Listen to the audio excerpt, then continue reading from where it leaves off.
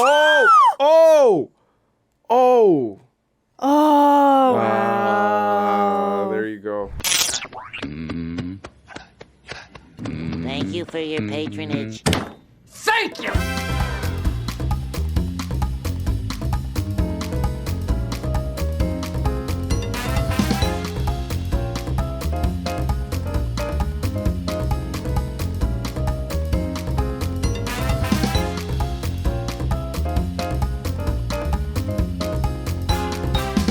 What's up, guys, and welcome back to another episode of Mentally Gone Reacts. My name is Callie Lacerda.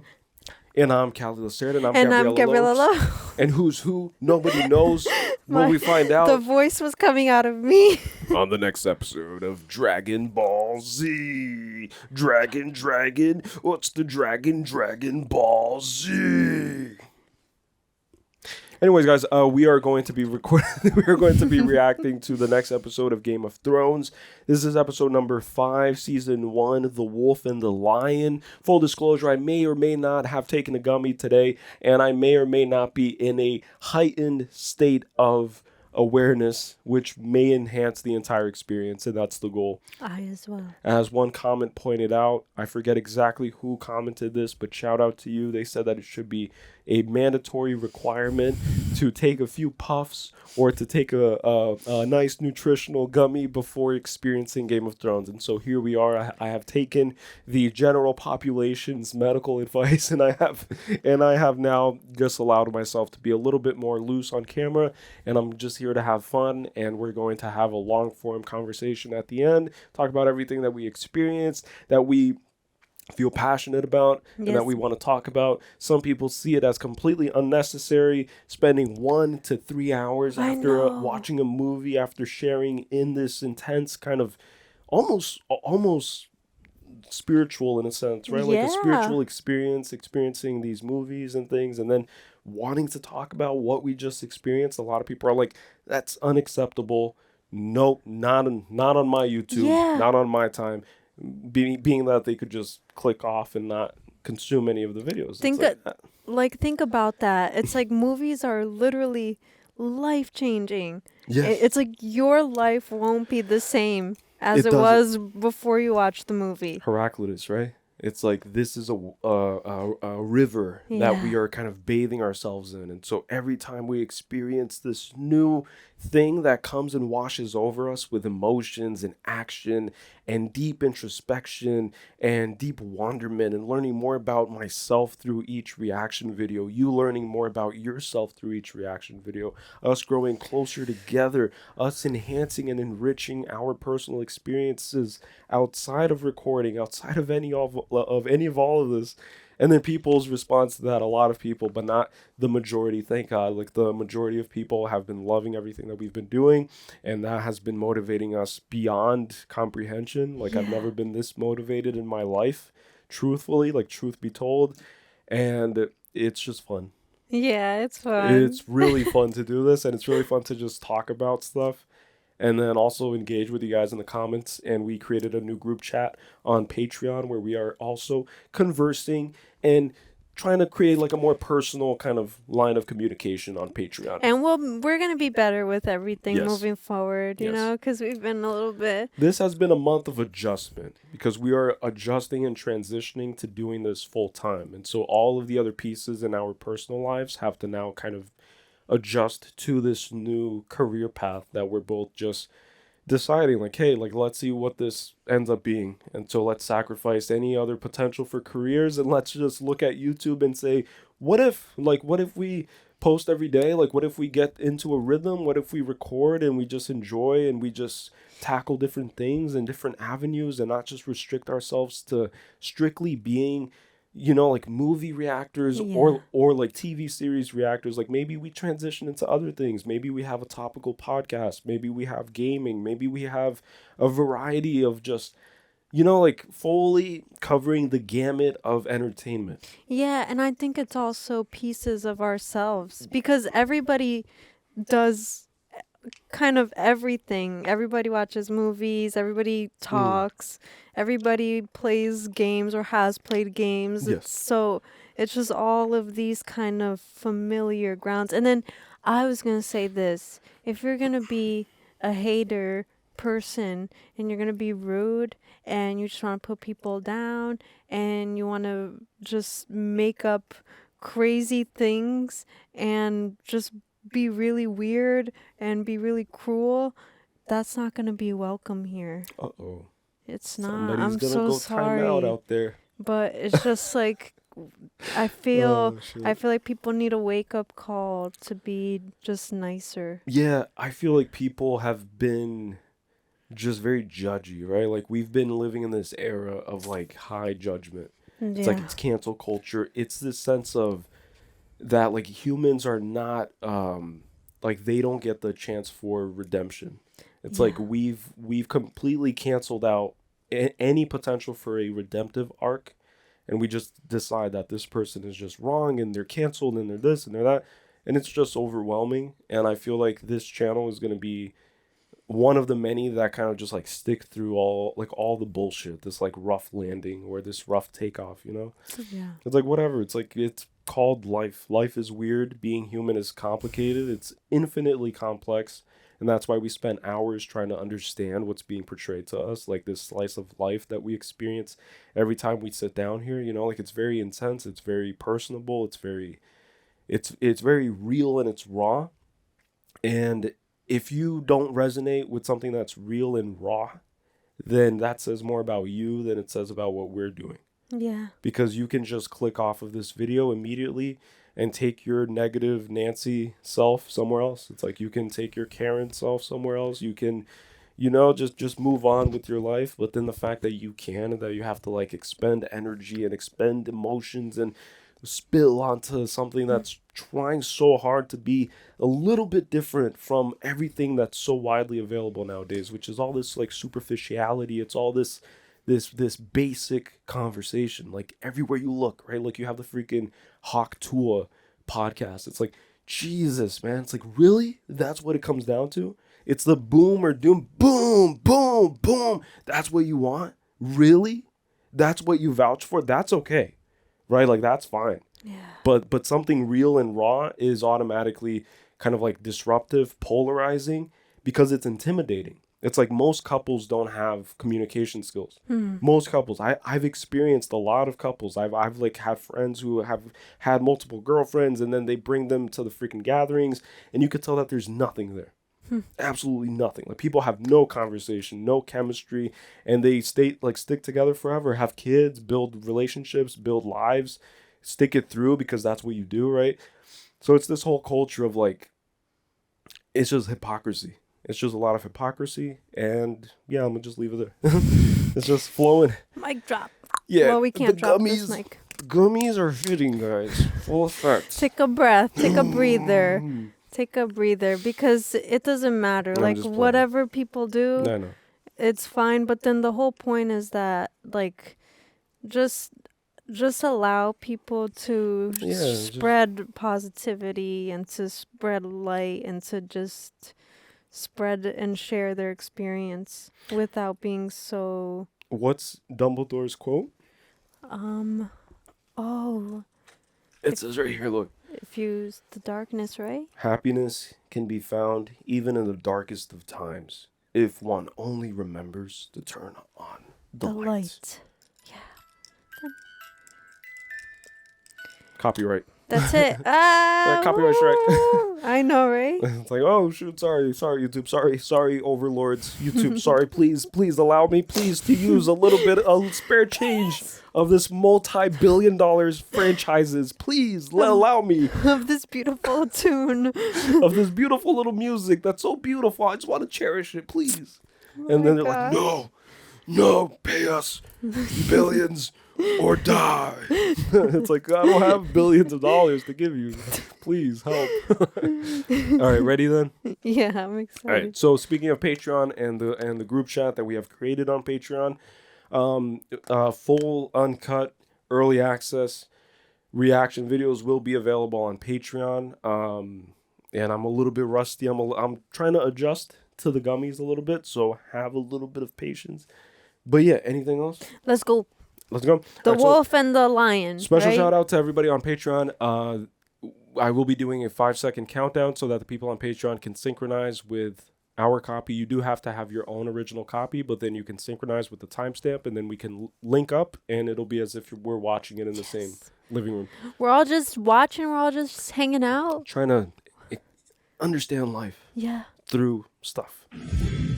Oh, look at the intro. Oh, there's a burning city this time. I'm spotting a few differences. People were saying that people are trolling me, but I don't know. I'm spotting differences, and I'm going to keep pointing them out. I don't know. It always looks the same. It does almost always look the same.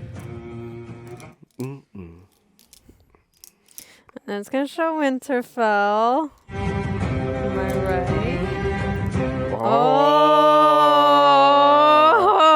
Ha ha ha ha ha. Oh, I just got served. That was 3 different ha-has. Ha ha ha. Or was it more? Look, well, okay.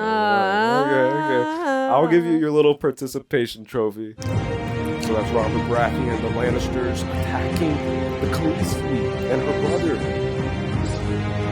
The wall. Oh, it's the wall. I thought it actually showed it saying Castle Black. King's Landing. This show has been amazing so far, and oh, that's what the horses mean. Yeah. It's the Dothraki encampment. Yeah, it's the statue. People have been saying that this only gets better. It's like it only gets higher production value, like season to season. So I'm excited for that. Because so far it's been great for the first season.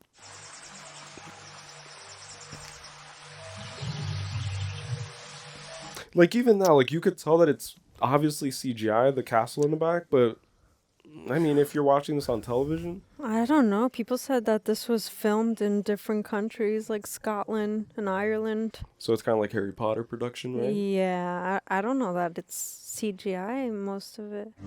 Oh, look, they're stitching them up for them. Do you have any family in the Burial? capital? No. Oh, that's the guy. Is he still alive? No. He'd never worn this armor before. Bad luck for him, going against the mountain. Who determines the draw? All the nice draw straws, Lord Stark. But who holds the straws? Oh, You've look done at good this work, lady's sisters. gown. Wow. They have like a solar symbol behind their heads. I've seen you cut down a dozen great knights. My father once told me you were the best he'd ever seen. Never knew the man to be wrong about matters of combat. Huh. What the Mad King did to him was a terrible crime. That lad, he was a squire until a few months ago. How could he afford a new suit of armor? Perhaps Lord Aaron left him some money.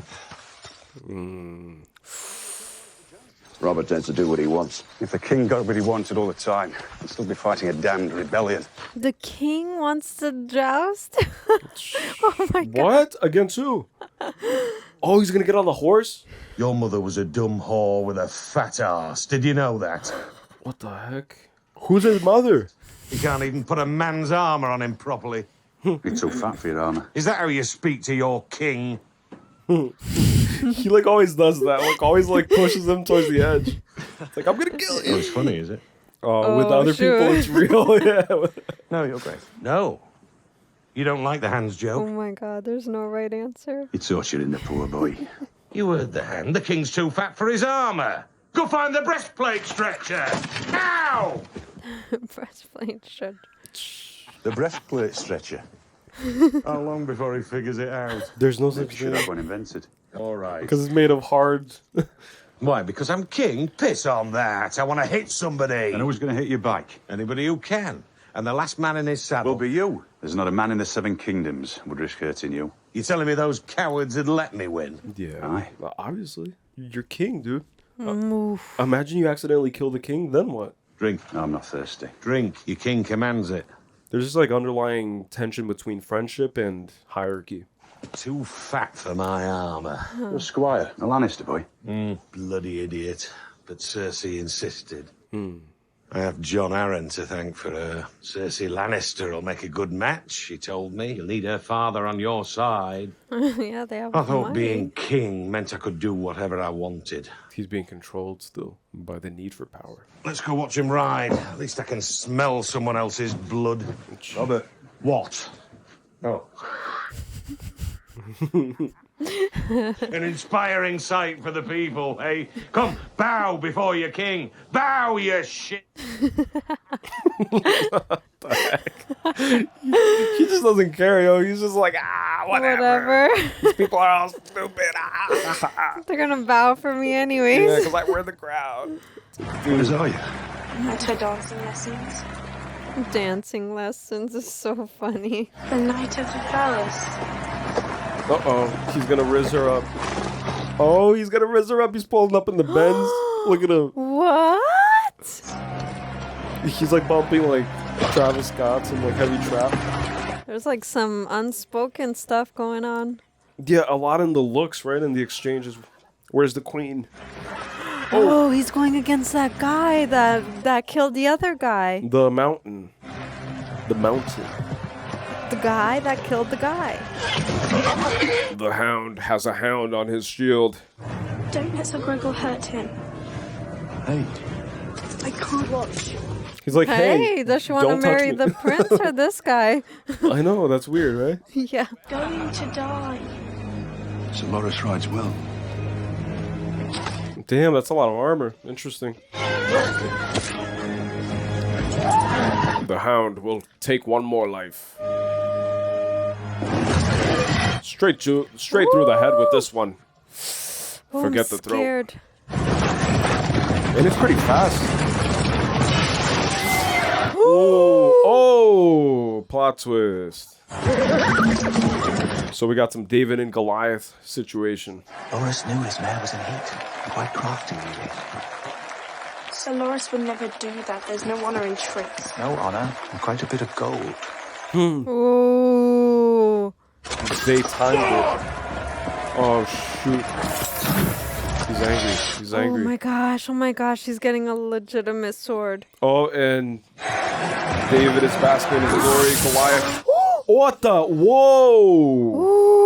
Oh! Oh! Oh my gosh. Yo, his own horse? Really? What? Oh, look, the brothers. The clash of the brothers. Pick on somebody your own size. What the heck? They seem equally matched. Where's the king? Oh, he's there. He's enjoying it. Stop this madness in the name of your...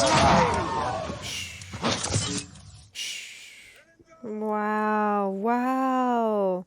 I like how he said let him go as if they could stop him. Yeah. He's just unruly, huh? Hey, my life, sir. I'm not sir.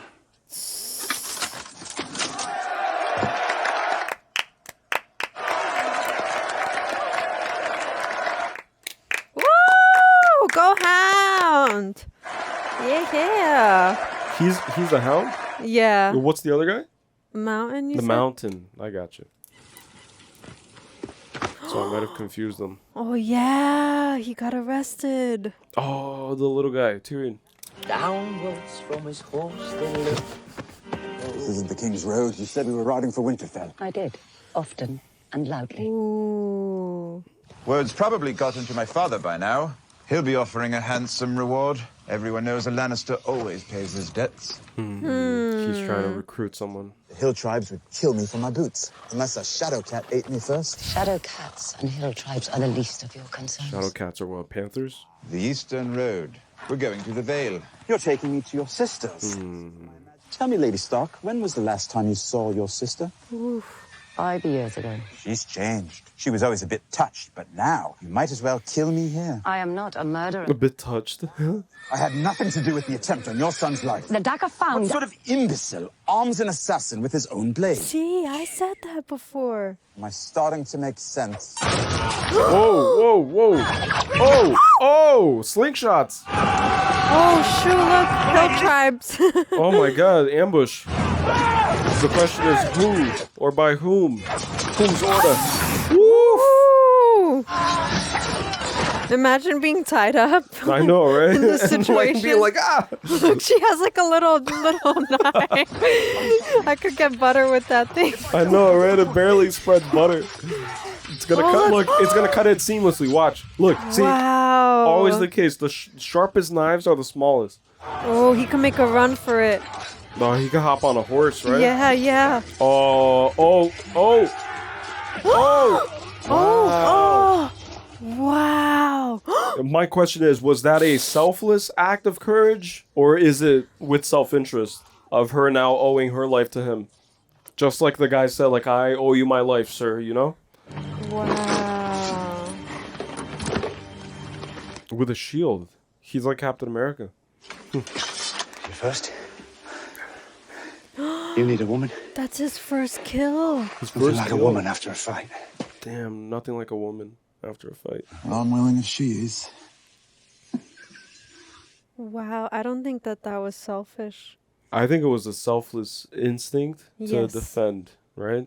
Bran. To The Iron defend. Islands. Words you do not say. Lords? The Greyjoys. Oh. It's archery, navigation, and lovemaking. Failed rebellions. Oh, shoot. That's what they were referencing again. Understand, now that Robert's king. Good. Oh, interesting. The Westerland. A Lannister always pays his debt. No. Lords, the Lannisters. We're still on their words. I don't know them. You do know them, think. Wow. Family comes first. The mother had to leave Winterfell to protect the family. How can she protect the family if she's not with her family? Wow.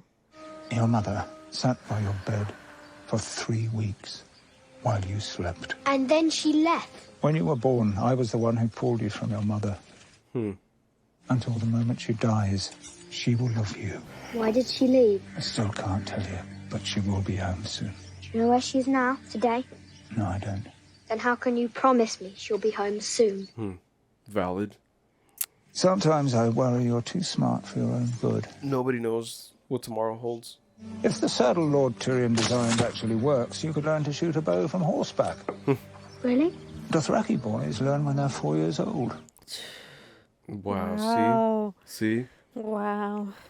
Wow, that's amazing. Whoa! Oh! Oh! It's not Game of Thrones if somebody's not getting their cheeks clapped. He said lovemaking. He said lovemaking. You're not supposed to be inside the castle walls. Thought you were supposed to be an important person around here. Important enough for the likes of you. Damn.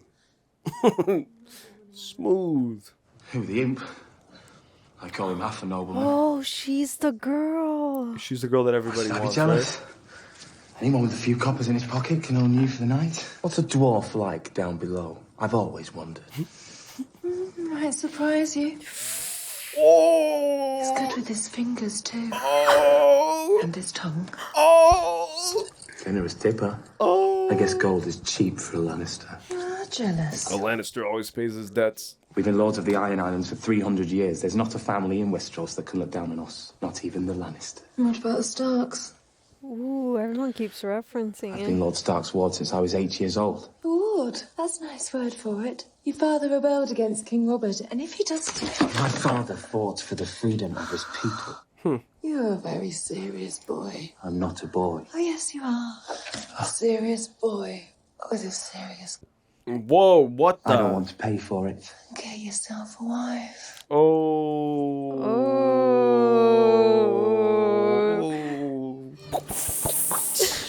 Comebacks are crazy. Oh, look, she's chasing the cat. After a coming on the back, there's the comebacks.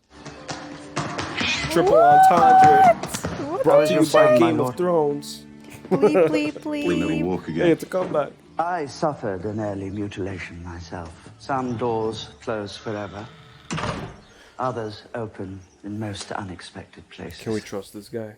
If the wrong ears heard what I'm about to tell you, off comes my head. And who would mourn poor Varys then? Varys. Or south, they sing no songs for spiders. You are the king's hand, and the king is a fool. Your friend, I know, but a fool. And doomed unless you save. Why have you waited so long to tell me this? I didn't trust you. So why do you trust me now? The Queen is not the only one who has been watching you closely. Ooh. There are few men of honor in the capital. You are one of them.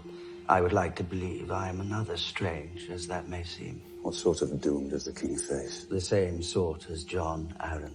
It's the king himself. The tears of Lys, they call it. A rare and costly thing. As clear and tasteless as water, it leaves no trace. A poison. Tears of Lys. What does that mean? Tears of Lys. Tears of Lys. I find it quite eloquent the way they speak, innit? Who gave it to him? Some dear friend, no doubt. But which one? There were many. Lord Arryn was a kind and trusting man. Oh my God. Just like him. There was one boy. All he was, he owed to John Arryn. The squire, Sir Hugh. Pity what happened to him. What? Just when his life seemed to be going so nicely. If Sir Hugh poisoned him, who paid Sir Hugh? The squire is Sir Hugh? Yeah. John was a man of peace. He was hand for 17 years, 17 good years. Why kill him? He started asking questions. Oh, oh my gosh, he's warning him too. It's usually how it goes, right? Don't step out of the line. Yeah, he's been asking a lot of questions. Snooping around too much. Don't rough things up. Oh, they said right under the red keep, right? Dragon skulls. Yeah, they're there then. While that other lady was also getting it in with the brother. Look how huge. Wow. These are like dinosaurs, right? He has the book. The rest will come. The bastard. And when he knows the truth, what will he do? The gods alone know. They're talking about Ned. Kill his son. What's worse, they botched it. Oh. We will be at war soon, my friend. What good is war now? We're not ready. If one hand can die, why not a second? This hand Oh, is it's not very the other. second. This hand is not the other. Khal Drogo will not make his move until his son is born. You know what these savages are. Delay, you say. It's never won. Wow. Ooh, wow. That's like, it's kind of anxiety inducing. Like, I felt the emotions that she felt. And maybe it's just the gummies speaking, but holy moly. And isn't it crazy how we just accept dinosaurs? Like, everybody just accepts that that's a real thing. These ginormous skulls. Yeah. The first to arrive and the last to leave. First to arrive will be the last to leave. I admire your industry. You do move quietly. We all have our qualities. This guy's like a ninja. You look a bit lonely today. Should pay a visit to my brothel this evening. First boy is on the house. I think you are mistaking business with pleasure. Boy. All those birds that whisper in your ear, such pretty little things. Trust me. Birds. Boys. Birds. I heard the most awful rumor about a certain lord with a taste for fresh cadavers.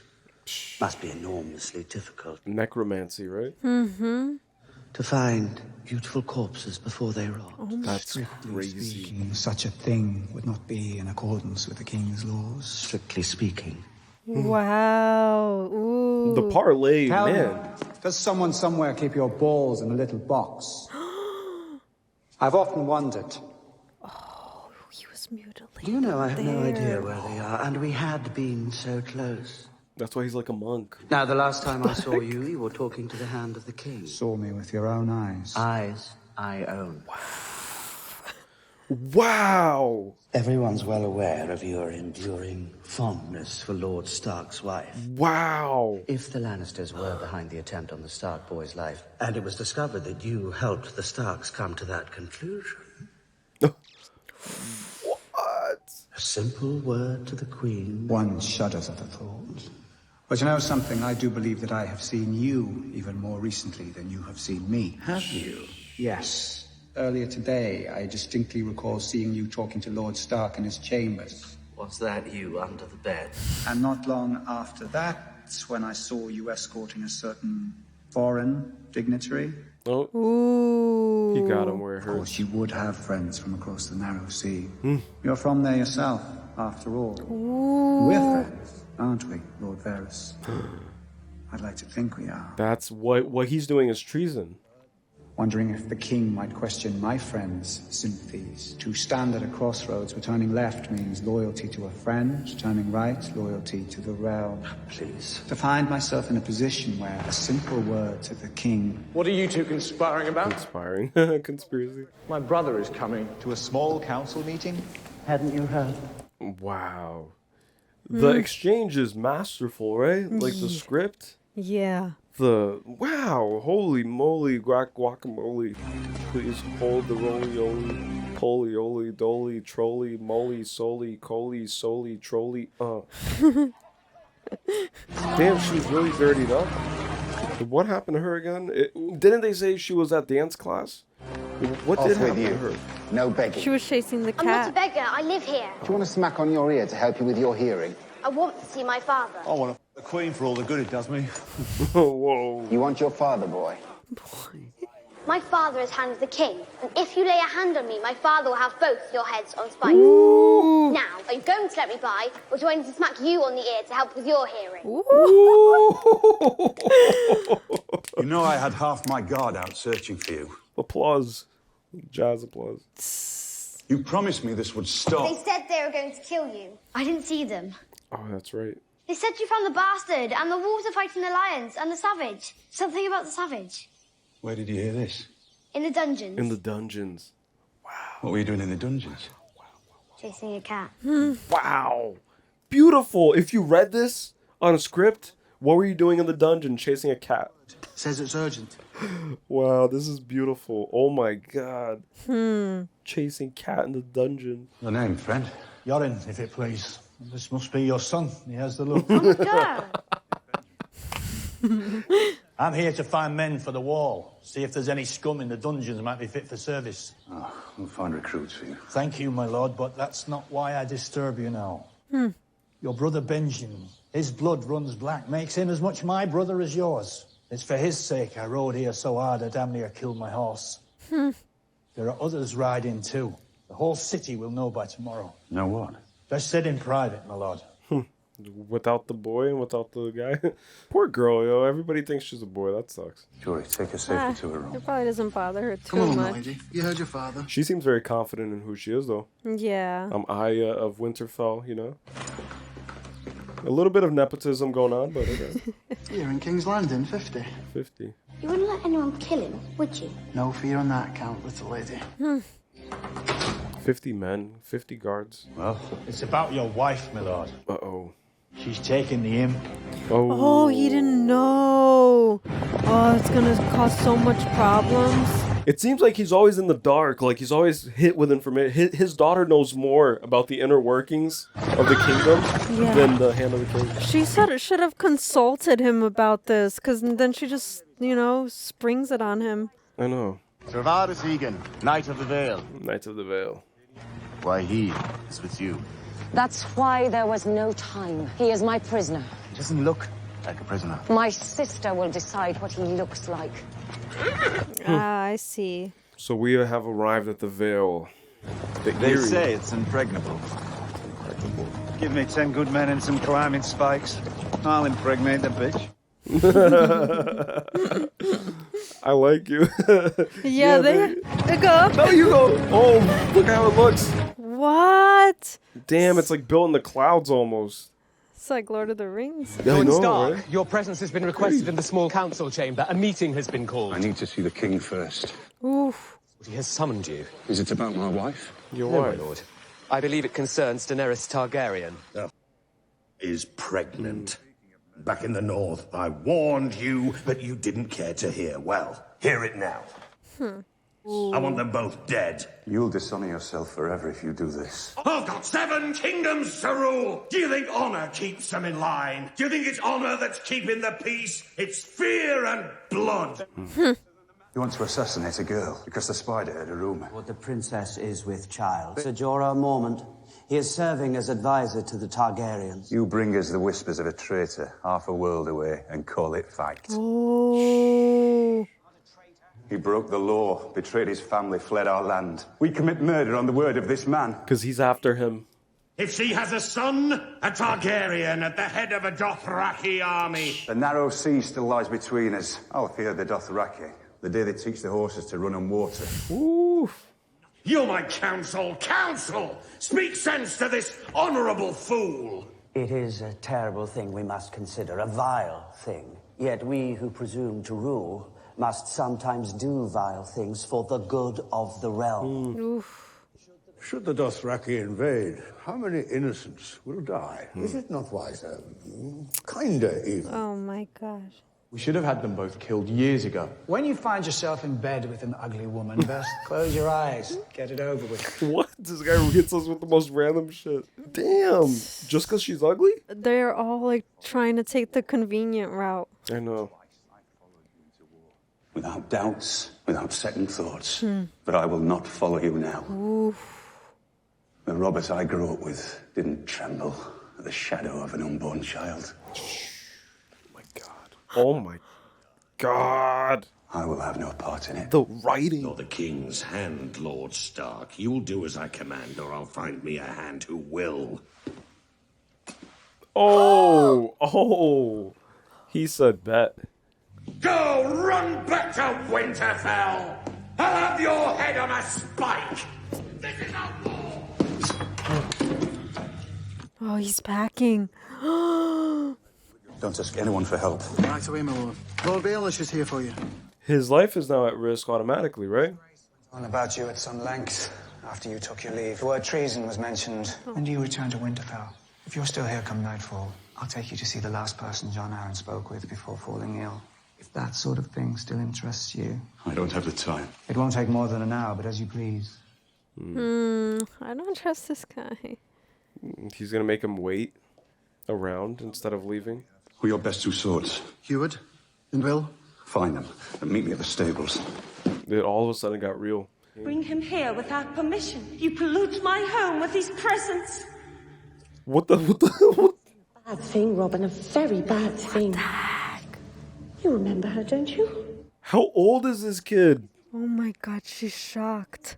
His last words were, the seed is strong. He wanted everyone to know what a good, strong boy his son would grow up to be. Look at him. The Lord of all the Vale. Hell? You wrote me about the Lannisters, warning me to stay away from them, not to bring one here. Is that the bad man? It is. He's little. He's Tyrion the Imp of House Lannister. He killed your father. He murdered the Hand of the King. Oh. What? Did I kill him too? I've been a very busy man. All these accusations. Wow. Every one of them loved John Arryn. Every one of them would die for me. If any harm comes to me, my brother Jaime will see that they do. You can't hurt us! No one can hurt us here! Tell him, Mummy! Tell him! Oh my God, this is like a little Malfoy. He's just trying to frighten us. Oh, dude. Lannisters are all liars. Oh my God. No one will hurt my baby. What the heck? Talk about helicopter mom, huh? I want to see the bad man fly. Perhaps you will, my little love. This man is my prisoner. I will not have him harmed. Yeah, that would create a war. Mm-hmm. My sister's guest is weary. Take him down below so he can rest. Introduce him to Maud. Who's Mord? What's Mord? You got sneak dwarf man. Sneak good little dwarf man. This guy sounds bright. That's not nice. You can kind of tell people's IQ by the way they laugh. Yeah. Sometimes. Oh! Wow, above the clouds. I don't want to know what Mord is. And this is to the east, right? So this is supposed to represent like Eastern mysticism. Like Eastern castles, you know? High up in the sky. Above the clouds. Lord Stark's lucky he still has a head. Robert will rant for a few days, but he won't do anything. He adores the man. Oh, this is the rider guy. Only if I slip. Birds conveyors of... You prefer me like this? Mm-hmm. You want hairless? Maybe you should find a little boy. I want you. What's up with this little boy stuff, man? Brother thinks that anyone who hasn't been to war isn't a man. He treats me as if I'm a spoiled child. Oh, and you're not. Loras Tyrell, the Knight of the Flowers. How many wars have you fought in? Oh, and how much did your father spend on that armor of yours? Hold still. Not everyone is such a gifted swordsman. Oh, it's not a gift. No one gave it to me. I'm good because I work at it. Practice. Every day of my life since I could hold a stick. I could work at fighting all day, every day. I'd still never be as... Close up on the nipple, please. So, how did it end up? The Targaryen girl will die? Needs to be done, unpleasant as it is. Robert's rather tasteless about it. People said she's like 14. Yeah. He does have a deep, abiding lust for her money. You have to give it to the Lannisters. They may be the most pompous, ponderous the gods ever suffered to walk the world, but they do have an outrageous amount of money. I have an outrageous amount of money. Not as much as the Lannisters, but a lot more than you. Damn. Last time we were out there for 2 weeks, tramping through the trees in the rain, day after day, all so he can stick his spear into something's flesh. Robert loves his killing, and he's the king. How did that ever happen? Because he loves his killing, and he used to be good at it. He used to be like a warrior king. My father could be your bank. I've never fought in a war before, but I'd fight for you. I'm fourth in line. Joffrey is a monster. Tommen is 8. Stannis has the personality of a lobster. He's still my older brother. Oh, he cut him. If you become king, you're going to see a lot of this. You need to get used to it. Go on. Look. It's true, like, he seems very squeamish, right? It's the privilege Olympics. Yeah. My father's richer than your father. You're willing to do what needs to be done, but you don't gloat over it. You don't love killing. You do it for gain. Where is it written that power is the sole province of the worst? Whoa. That thrones are only made for the hated and the feared? So we got 2 scenes. Whoa. Whoa. You would be a wonderful king. Whoa, he's gonna teach him some advanced swordplay right now. They're gonna... He's like, I'll show you how to handle a sword. Anyways. That was a funny joke. It's just like transition to like, all right, so anyway, sword practice. Without a hand, everything will fall to pieces. I suppose this is where you tell me to give the job to your brother, Jamie. He's not serious enough. I'll say this for Ned Stark. He's serious enough. Was it really worth it? Losing him this way. She's vouching for him? It's weird, right? The Targaryen girl convinces her horse-lord husband to invade. When the Dothraki horde crosses the narrow sea, we won't be able to stop them. Dothraki don't sail. Every child knows that. They don't have discipline. They don't have armor. They don't have siege weapons. It's a neat little trick you do. You move your lips and your father's voice comes out. She's like a puppet. Wow, interesting. She's a representation. Only a fool would meet the Dothraki in an open field. They leave us in our castles. They go from town to town, looting and burning, stealing all our crops and livestock, enslaving all our women and children. How long do the people of the Seven Kingdoms stand behind their absentee king, their cowardly king hiding behind high walls? When do the people decide that Viserys Targaryen is the rightful monarch after all? We still outnumber them. Which is the bigger number, 5 or 1? One army, a real army, united behind one leader with one purpose. Now we've got as many armies as there are men with gold in their purse, and everybody wants something different. Your father wants to own the world. Ned Stark wants to run away and bury his head in the snow. What do you want? A drink. This is the first time we see them actually talking. And strategizing together, right? Bonding. We haven't had a real fight in 9 years.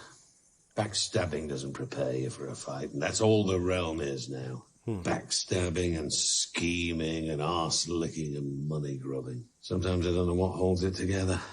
Our marriage. That's a good joke. Be sure to laugh. That's a good joke. That's the first likable moment with her. 17 years 17. later, holding it all together. Don't you get tired? How long can hate hold a thing together? Your 17 years is quite a long time. Yes, it is. 17 Cheers. years of tolerating each other. Cheers to tolerating through hatred. What was she like? You've never asked about her, not once. Why not? At first, just saying her name, even in private, felt like I was breathing life back into her.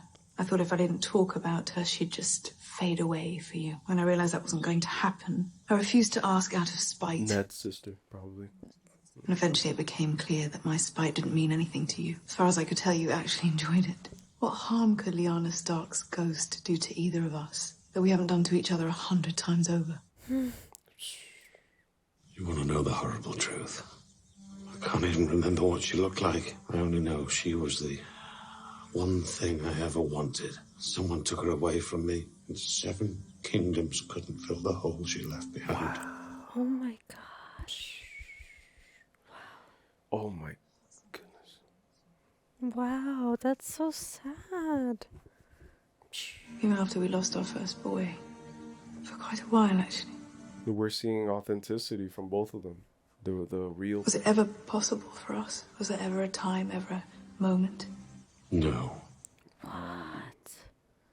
Oh my gosh, that's so Does that make you feel better or worse? Doesn't make me feel anything. Oh my Oh gosh. my goodness, man. Oh, the writing is insane. Holy shoot. This is incredible. Literally incredible. How could he tell her that, though? He asked, do you want to know the incredible truth, the horrible truth? I've been with no one else. I swear it, my lord. I don't want no jewels or nothing. Oh, God. Just him. Wow. The king was always good to me. When John Arryn came to visit you, what did he want? He wasn't that sort of man, my lord. He just wanted to know if the child was happy, healthy. Looks healthy enough to me. Girl shouldn't want for nothing. Wow, that's interesting. Brothels make a much better investment than ships, I've found. Rarely sink. This guy's always hitting us with the bars, huh?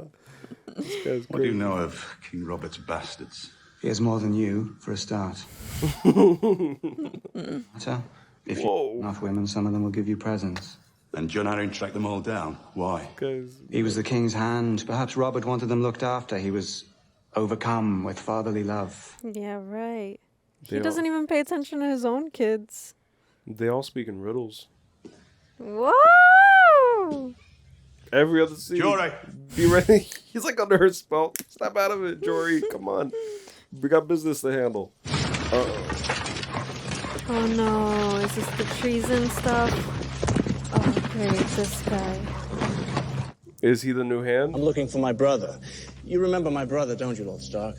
Blonde hair, sharp tongue, short man. I remember him well. Seems he had some trouble on the road. You wouldn't know what happened to him, would you? He was taken at my command to answer for his crimes. My lord! Wow. At his command. Come, Stark. I'd rather you die sword in hand. If you threaten my lord again... As in, I'm going to open your lord from balls to brains and see what Starks are made of. Ooh. Your brother's a dead man. You're right. Take him alive. Kill his men. Oh yeah, he has 50 guards. But will it be enough is the question.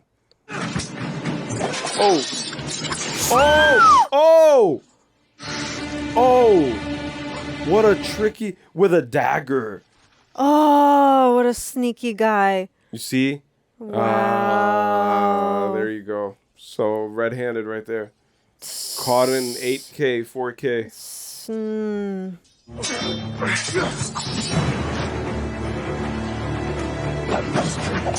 Oh my god. Get him, Ned. Get him, Ned! Oh my god. Damn, and he's like probably double his age. Well, not double, but he's older than him. At least 10 years, right? His senior? Wow. Damn, he's holding it down. Oh, whoa! Cheaters, what the heck? Cheap shot. It's interesting how it kind of like forced him to like basically bend his knee to him, you know? Oh, God. Oh, and then he killed him. Wow. So it's kind of like a karmic balancing of things. Oh my gosh. My brother, Lord Stark. I want him back. Ooh, threats. That was just a little sneak peek of what to expect. Wow, it went through his... Man, it went through his thigh. Which is kind of foreshadowing what happened to his child, right? Like, Wait, it's done? Oh, wow. Damn, these are going by so fast. It's crazy. They're going bad. No, they're... These are going... These are getting like crazier and crazier. Each ending is kind of like, wow. Oh man, it's really building up. Oh my gosh. Building up the tension. All right, hold on. Let me just make sure I close everything out here. Wow. I have so much hair. That is pretty incredible. Pretty incredible. Can I make a mentally gone observation, like right off the bat? Yeah. Littlefinger being the owner of a pleasure house. Yeah.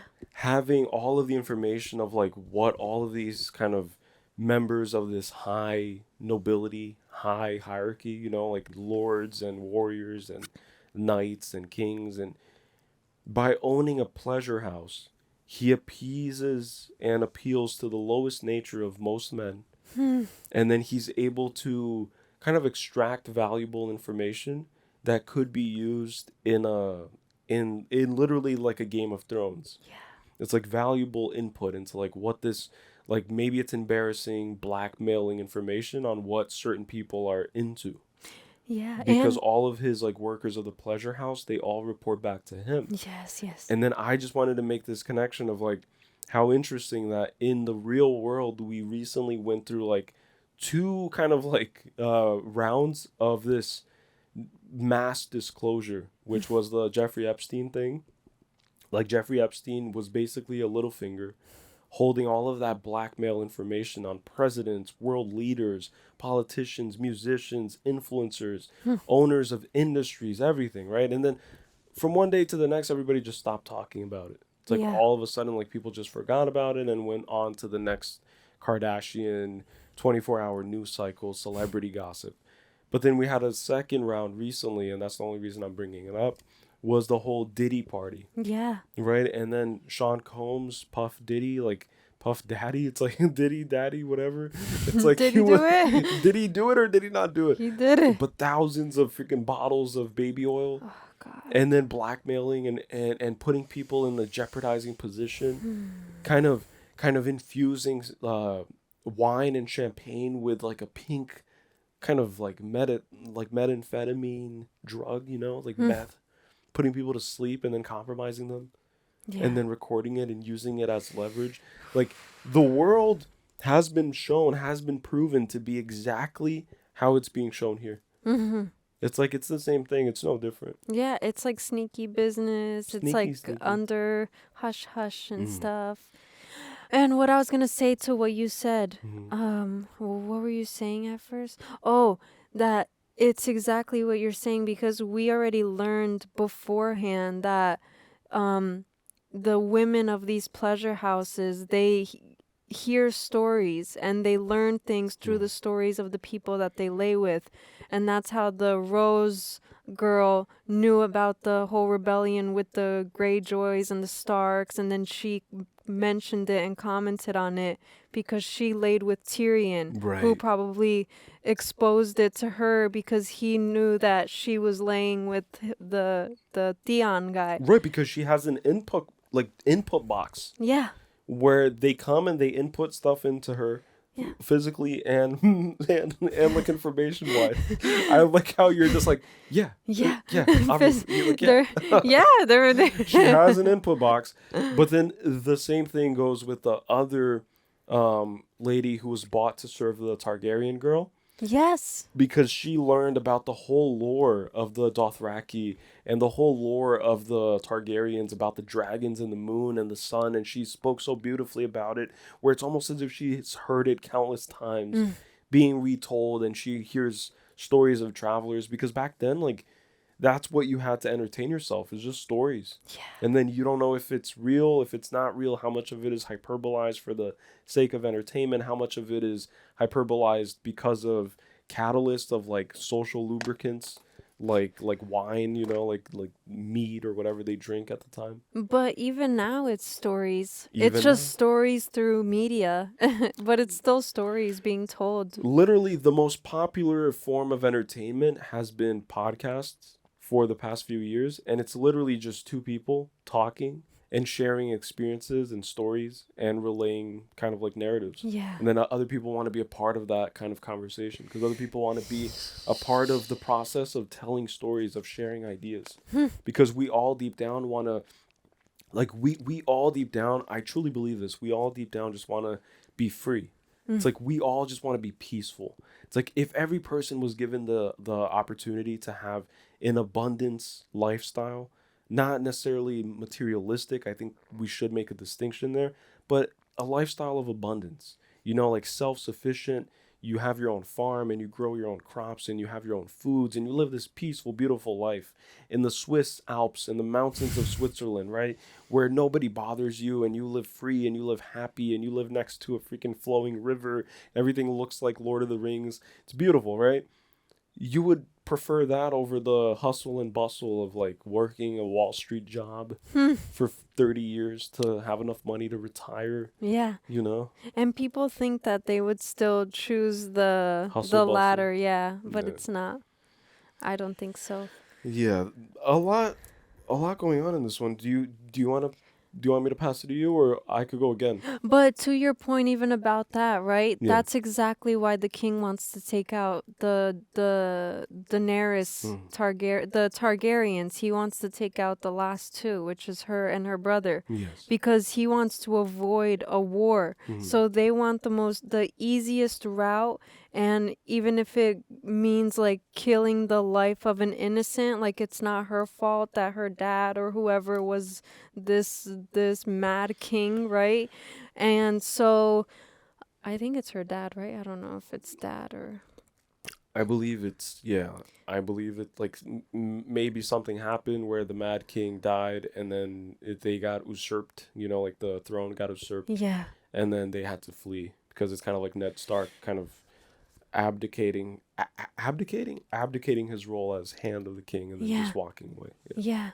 But then to my point is that it's exactly what you're saying. It's that people will always choose the kind of like more stable route. Yes. They don't want to just go to war for nothing and risk lives and spend money and like whatever. Or right, people also don't want to risk being vulnerable or being susceptible to believing in the better outcome of something. Yeah. Or to appealing to someone's better nature. It's like people would rather just assume that because she holds the title of a Targaryen, even though she's a 14-year-old human being who has her own agency and who's capable of making her own decisions on how she wants to play this game of life, people don't like jump to that side. Like they'd rather just, no, kill it, because I don't even want to deal with it. It's like, no, it's definitely a 50-50. Like she might be a great, benevolent, good person, you know, like she might be a advocate for, you know, just positivity, like peace, love, and positivity, man. I found my people here, the Dothraki, man. You know, like they have a bunch of high hemp fields, and there's definitely some weed over there. And man, I don't even want to just. I even dyed my hair. I don't want the white hair anymore. It's like I even dyed it. Now it's just red. It's purple. You know, I love it here. You know, my brother's a little annoying, but you know, I put him in his place. And I don't know, I'm just chilling here. Like we dance a lot, and we just, you know, like whatever. It's just chill. We just party and dance and fight a little bit. And eat horse, and we ride horse, and we eat horse, and we do it again, and we wake up and into the sunset. Into the sunset, yeah. But then, what was I gonna say? I don't know. Go. It's a cappuccino. I don't remember. It's slipping my mind.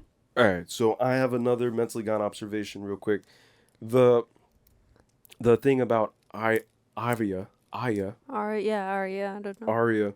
Arya being in the dungeon, uncovering these secrets, the underbelly, like she's in the underworld of King's Landing, right? Like she's in the underworld. It's where they have the giant dragon skulls, the decomposing of the past, like a constant reminder, but only those who are courageous enough or smart enough or kind of like snaky enough to understand that that's where you achieve the highest form of wisdom. Yeah. You have to go deep into the belly of the whale, right? Like there's like a bunch of motifs. I've been reading this book recently, and it used it as a great example. It's like that's why we have those stories of the person who gets swallowed by the whale, and then they find themselves in the belly of the whale, and usually they have to kind of like make a fire in order to either bother the whale enough where it vomits you out, or you kill the whale from the inside and then you find your way out of it. But it's always in the belly of the whale. It's in complete darkness, and then you turn on the light and you turn on a flame, and then you're able to process strategies of how to get out of here. But if you could get out of the belly of the whale, then you can get out of any situation. Oh man. You know, because I feel like that's the most foreign predicament that anybody can find themselves in. Yeah. It's like everybody watching this right now, right? Oh my god. If you could take a few minutes and just kind of like let go completely and just like start typing on your keyboard, like don't even think too much about it. Just try to flow with this like prompt. What would you do Or what do you imagine the feeling is? If you could describe it into words beautifully in your own way, like what is the feeling of like you go to sleep in your normal environment and then you wake up and you're inside of the belly of the whale and it's pitch black and things are moving and swishing around and you're kind of like everything's black and you don't even know and then you have to like go from there. Oh man, I'm too high for this. I'm just the right amount I'm to have these really, ideas. really. I'm like, yeah. But yeah, so his daughter descends into the underworld and she is the one that relays to the father the true kind of underpinnings and the dealings that go on in the dark, in the dark kind of recesses, the undisclosed locations, the underground, the dungeon where they keep the dragon skull. It's very similar to the whole, again, recurring motif, hiding things in plain sight, trying to dust things under the carpet, under the fridge, to avoid cleaning it, to avoid whatever. And then it's completely different from what the surface level is because it's all this like grandiose, colorful, beauty, superficial aesthetics, right? And then beneath the castle is this like rotting, it's kind of like this death just looming under there. A decomposing dragon. Yeah. Think about that. A decomposing dragon lurks beneath the castle. Yeah. That's insane. And also, there are probably, most likely in this universe, I would imagine people who are like, oh, well, like, do you really think dragons are real? No, they're just myths. Like, that's just a story that we tell children. It's not real.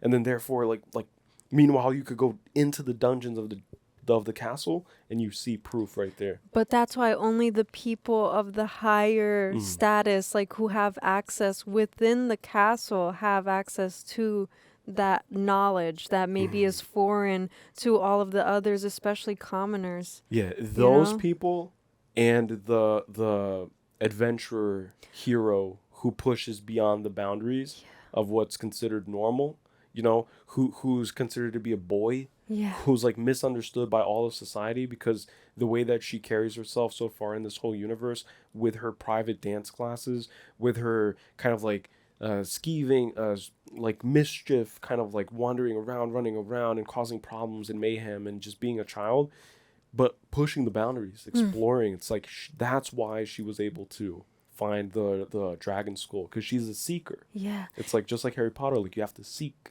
And then I was going to say that what's interesting too is that there's a reason that most people don't know and they question whether the dragons exist or not.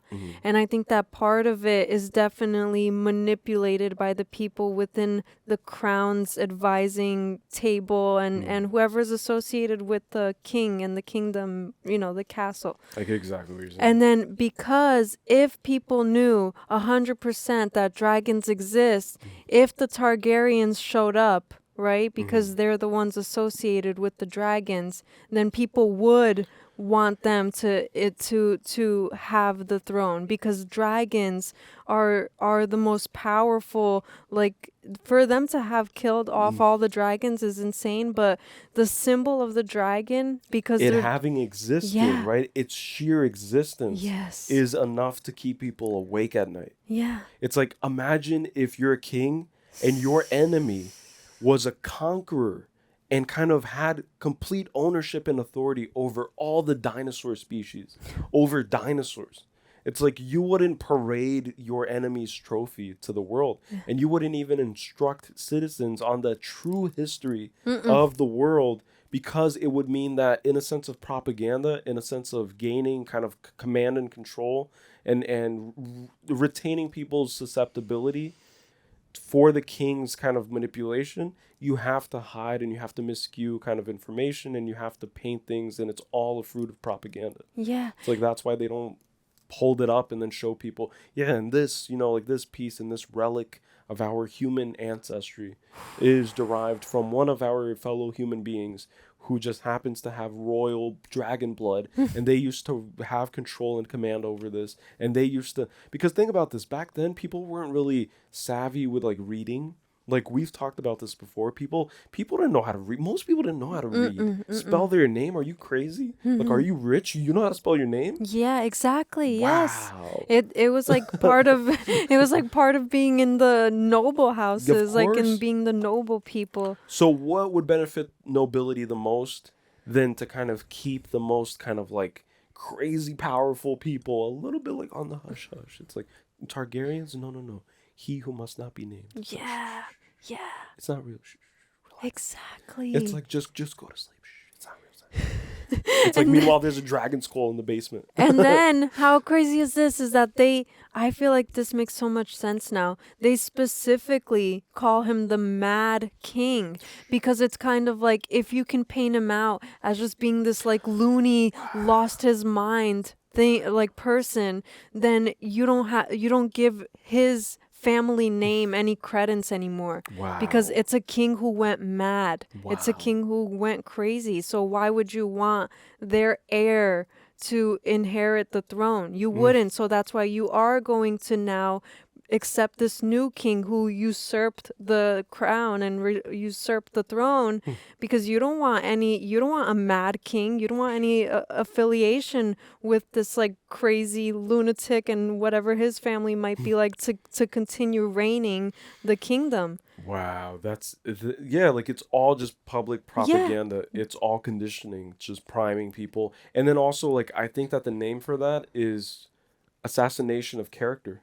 Yeah. It's a character assassination. That's usually the first strike, right? So if you're going too much against the majority hold, right? Like the majority people's interest, then you're going to be taxed as insane, as a Looney Tune, as a person who's gone off their rockers, who needs to be medicated. And when we see that also, like we see headlines of like celebrities and people who are very outspoken and they say things and then people automatically just tax them as being crazy, deranged. Yeah. So therefore, everything you have to say kind of loses its value because people remember things like people, your reputation precedes you. So people always kind of hear the echoes of what your reputation is before they even see the image of your actual self.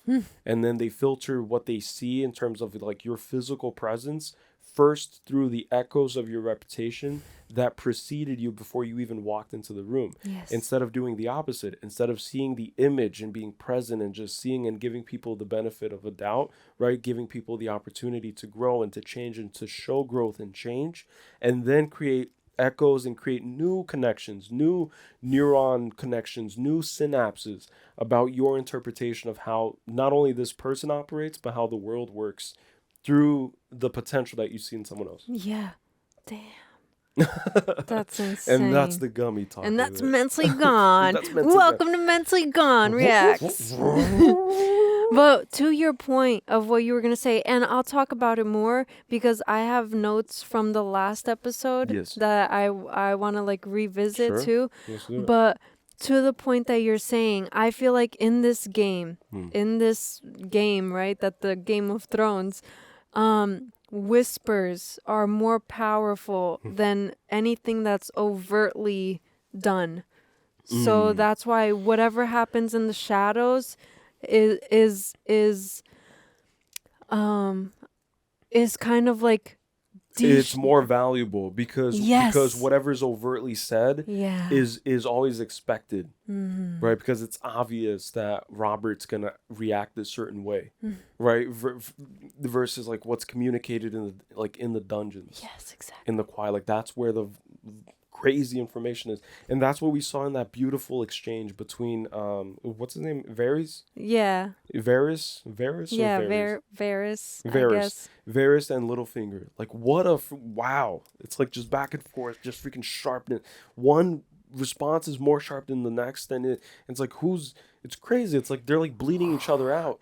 And his face when he found out that he was being watched in the dungeons. That's when he's like, wow, like no place is safe. Yeah, see, because they tried to escape into this dark, secretive kind of like, alleyways and dungeons. Sneaky, hidden place. But even then, they're being watched. Wow. It doesn't matter where you are. And the other guy does it in his brothels because brothels are also kind of like this low-key place where people can... Yeah.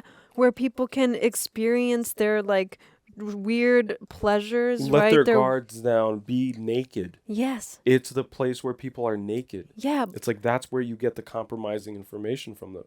It's when people bare themselves, physical selves naked, usually it's where they're more predisposed to maybe pillow talk, spill some beans, right? Like we see rap beefs, right? Like Drake versus Kendrick and like all this stuff, and Drake versus Meek Mill, and they would always rap about how like the women that they're hanging out with are like pillow talking and giving them secrets about them because they're sleeping with the exes of this person. Yeah. And it still happens to this day is my point though. It's like that's how you acquire information. But then it's exactly that. It's like it's a sneaky business Yes. because just like Varys was pointing out, he was saying all of the kind of like fetishes that these different people have and how it's unlawful. It goes against the laws of the king, but yet Littlefinger endorses it and allows it to happen within his brothels. He probably has multiple ones, like a franchise of brothels, and he does it because that's the way that he gets his information. So they're both working beneath the shadows, but they both have eyes on each other. Yes, and they're both extremely smart. Yeah, because Varys has people which I'm trying to understand. So Jorah Mormont, right? Mormont is working for Varys. No, so when he was in the dungeon, the person that Varys was seeing, so Varys was wearing the hoodie or he was wearing the hood, to give this essence of like secrecy and stuff. Yeah. And then the guy he was with was the guy who was basically the guy Varys was talking about in the dungeon was the guy that the Khaleesi's brother was talking about in order to arrange the whole marriage. It's the guy that's basically serving as the hand to Khaleesi's brother. Jorah, right? No. So the other guy. The other guy that from the very beginning, like when for example, when the Khaleesi's brother asked this guy. Yeah. So did he like her? And then he like responded saying that if he didn't like her, then we would have known. Yeah. So that's the guy. But then at the table, at the small council meeting thing, Varys said that he gets his information from Jorah. Right, because that guy's infiltrated with Jorah, so that guy's always next to Jorah. So that guy gets the information from Jorah. I think that either Jorah is passing the information through this guy, and then do you follow? Yeah. Or it's this guy's a spy inside of the Targaryen camp, who's one of the eyes that Varys owns. Oh shoot! You get what I'm saying? Like a spy talking to a spy instead of like Jorah, Mormont. The Mormont is like passing information. So and it's interesting too because Littlefinger told Varys, and those are your people. So he's from the other side of the narrow sea. So he like where does his loyalty lie? Because it doesn't seem like anybody's loyalty is really belonging to anybody. Like they're all kind of like playing the fence at all times. Yeah, like I didn't hear anything along the lines of Littlefinger from bum bum bum. Yeah. Or Varys from bum bum bum. Littlefinger said he's from the fingers. The fingers. That's why he's called the Littlefinger. Oh yeah, he literally gave us a freaking backstory to like why it was like Littlefinger, right? And it's like, it's just because they're called the fingers. It's like, yeah, what a normal name for a place. It's the little guy from Fingers, so call him Littlefinger around here. That's so funny. He's a scrawny little dude. Came all the way from Fingers, owned his own brothel up the street. Oh my gosh. At first I didn't believe in him, but then I started seeing all these politicians, people going in there. It started seeming like a good time. So it was around the time when I got a divorce from my wife. That's funny, actually. And I actually have now 10 bastards to prove. He was like, he has more than you. Ned has one. Like, Ned only has it's like, one. Ned, chill out, bro. Like, I got like 17 of those. That's crazy. Is what like Robert told Ned, essentially. Because that's what it seems like. This king is very clumsy, right? Like, very chaotic in the way that he operates. Where he's just like loading up all these people. And, it's like loading. It's like a loading screen. And then pops out a new bastard. And then it's like, all right, so all of these loose ends, but also all of these innocent children's lives are at risk because it's this heavy political game. The simple information of finding out who Robert Baratheon's bastard was is possibly, from what they're gathering now, the reason why Jon Arryn was killed. Yeah. So it's like a simple little hint at like, hey, this guy is basically next in line if like Robert dies. Yeah. But then that wouldn't make sense because it's just a bastard. But then it could kind of like be a threat, I guess, to the Lannisters.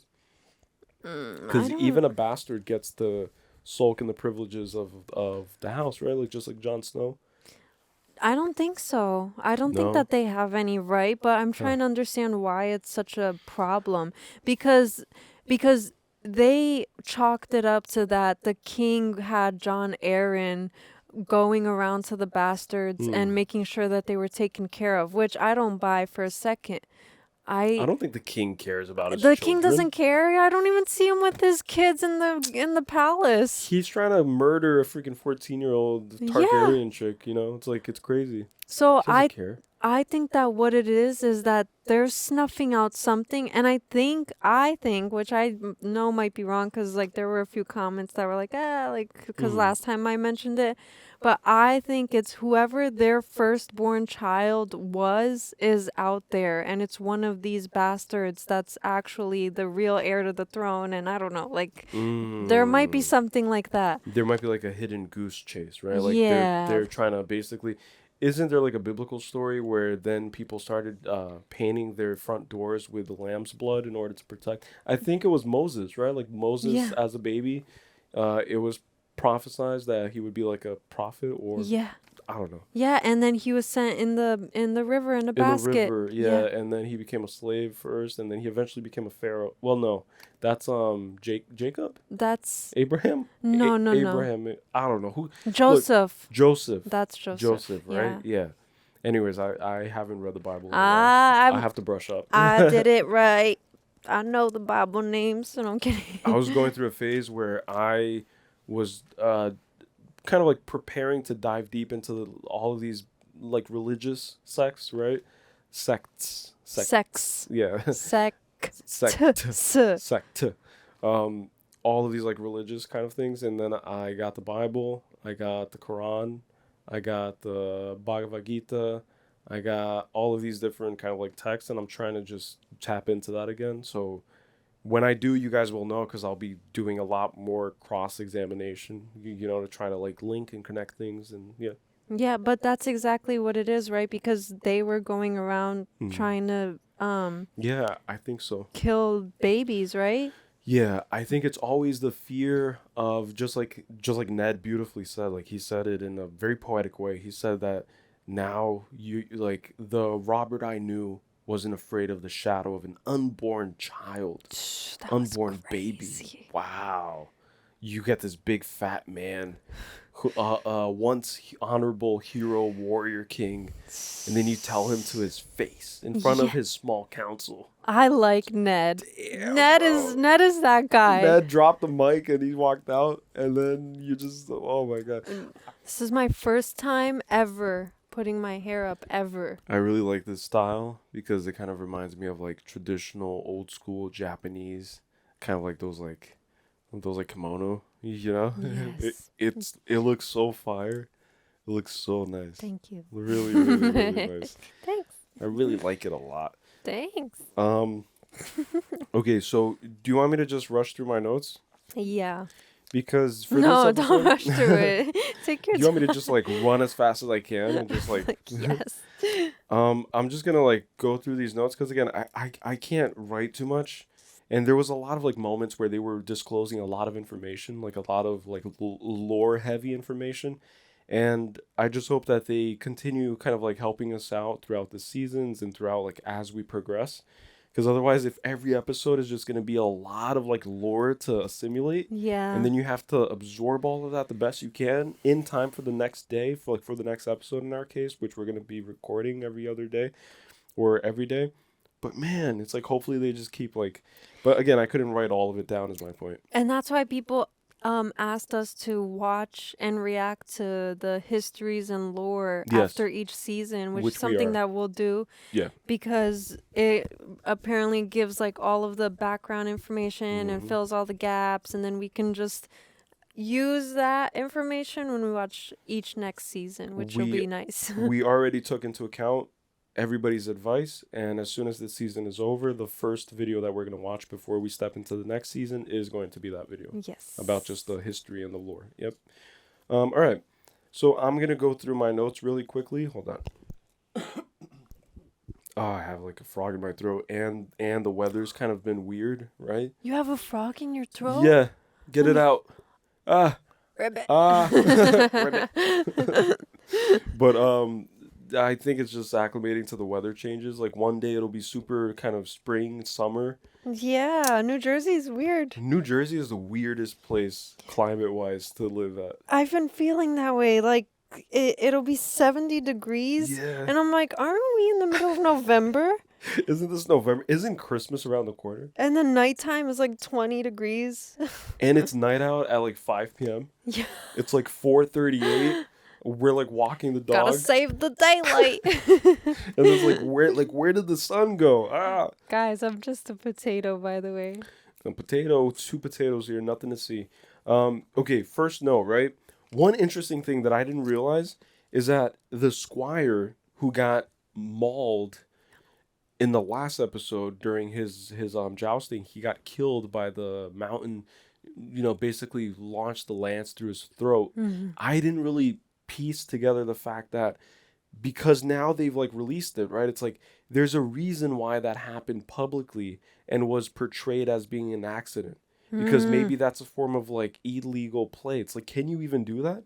Is it akin to like UFC fighting where you can't aim for the groins, like you can't hit somebody in their privates because it's against the rules of the game, right?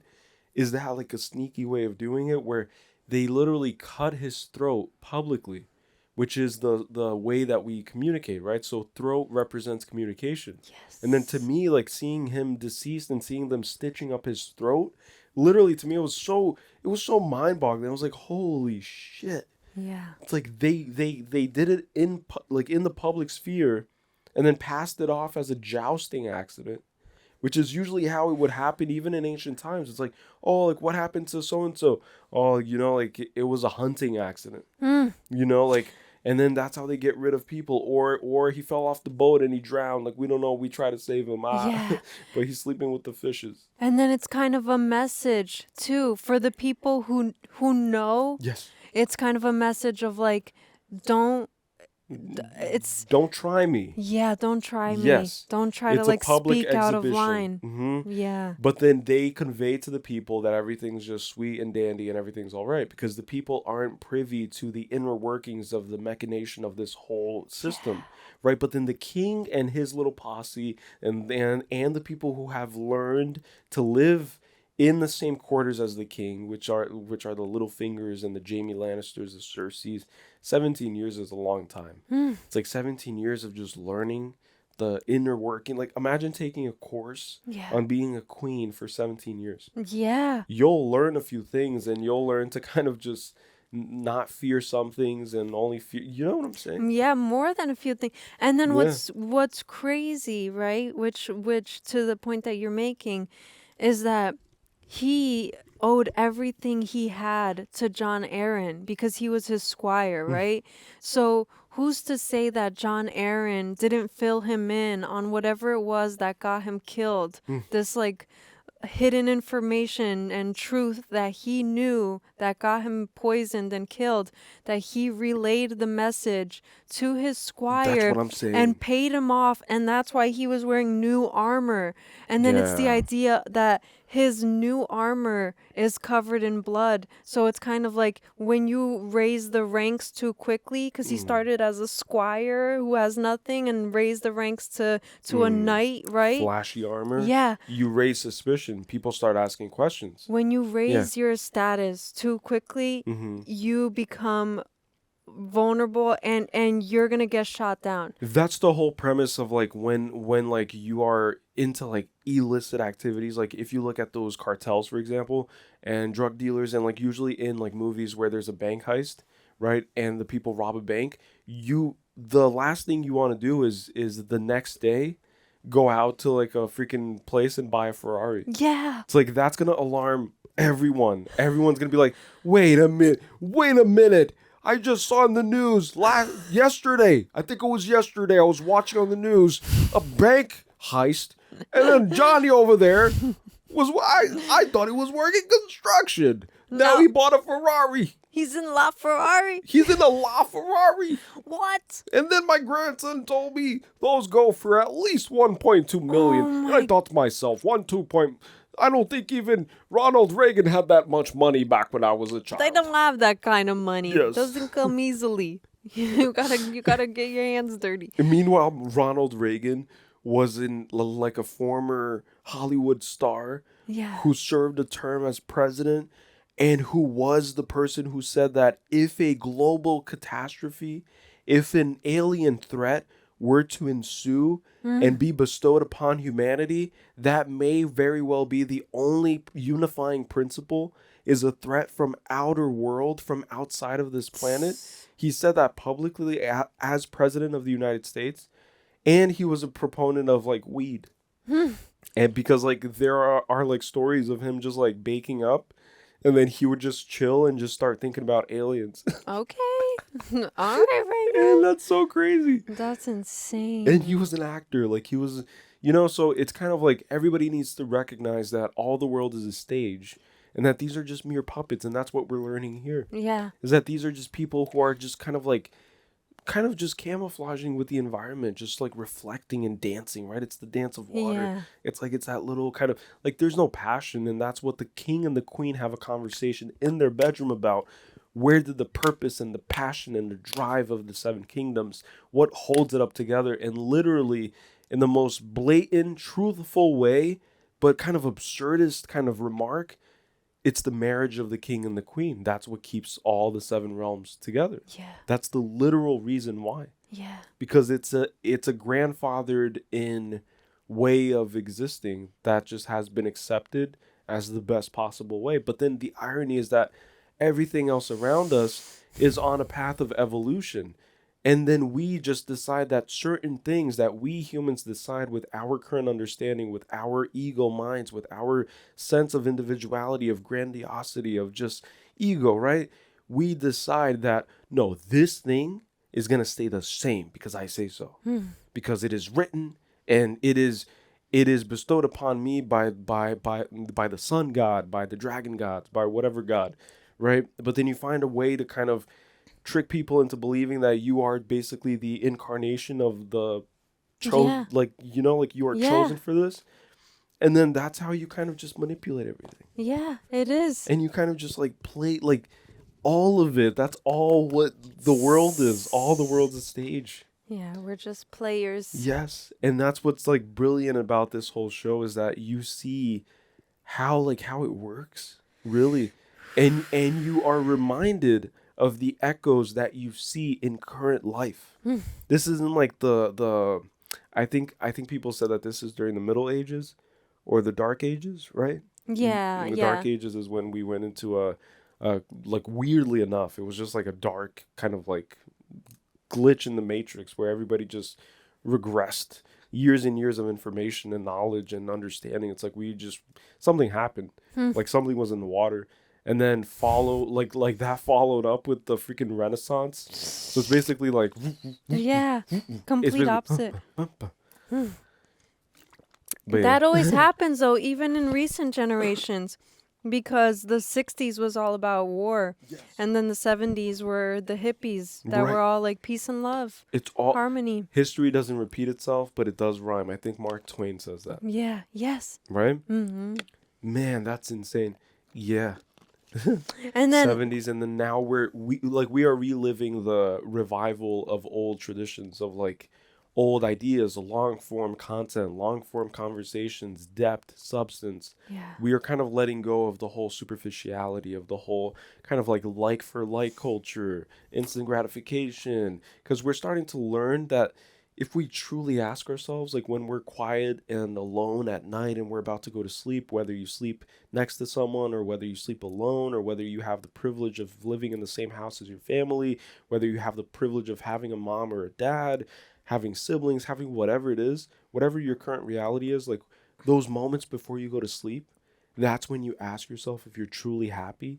And that's when you're the most blatant with yourself. And that's when you're tested. Can you sleep with the answer that you gave to that question? And if the answer is no, which I think for most people, if they're honest with themselves, the answer is no, I'm not happy. In spite of me having a Ferrari, in spite of me having this great job, and I'm being promoted next week, and my wife is pregnant, and I should be happy, right? Because I have all these accolades. I have all these boxes checked of what it means to be happy. And not only that, but I have all these boxes checked on what it means to be a man, on what it means to be a woman, on what it means to be a good son, a good daughter. And the list goes on and on. Pick your avatar, pick your character. Yeah. Right? But then in order for you to fully embody the character, you have to fill in the little voids and the little intricacies. And then how do you fill that in? With individuality, with uniqueness, with soul? No, you pick from other people who are raised on platforms through corrupt systems, corrupt machinations, which we're finding out with the whole Diddy thing. All these people are corrupt. All these people who have been glorified for years, put on pedestals, have been kind of indulging in the most atrocious acts on islands.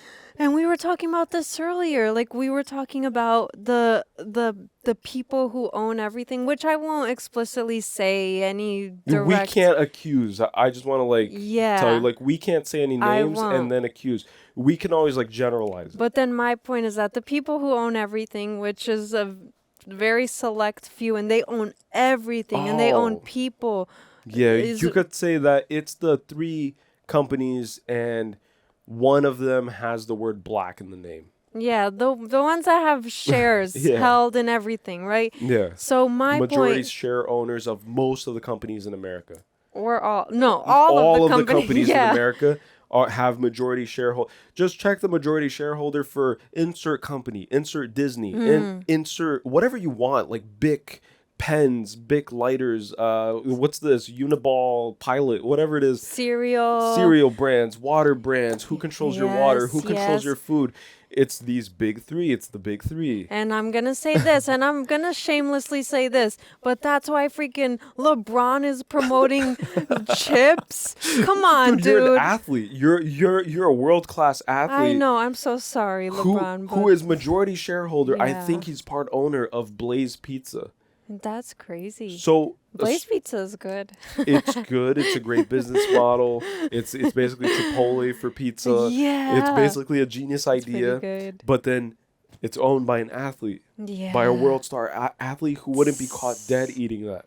Yeah. Probably. Or if he has to eat it for the camera, spits it out right after because every calorie is freaking accounted for. Yeah, but especially the sodas and the cereal and like all of this stuff. It's like, come on. And then you have all of these people also it's now all just targeted.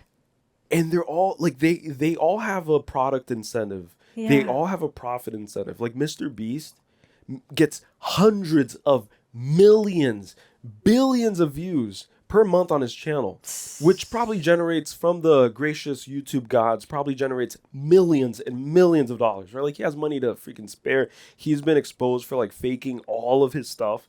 Like there's green screens involved, fake weather, fake everything, right? But anyways, hundreds of millions, right? He is coming out with a product to profit off of his fans with the whole product that I'm not even going to mention it, but he comes out with multiple products and you have other influencers doing the same thing. It's like, dude, you're already kind of privileged enough to have people, other human beings who have complex lives, complex existence, right? Complex, have their own struggles, have their own stuff to go through, have their own sets of traumas, of like challenges and things that they have overcome. They decided that you are worthy of their attention and that they want to live vicariously through you. And then what you do is you profit off of them time and time again. You keep trying to just suck more of them out of themselves. Give me everything. Give me your attention. Now give me your money. It's insane. It's insane because these products don't benefit don't benefit the fans. They don't.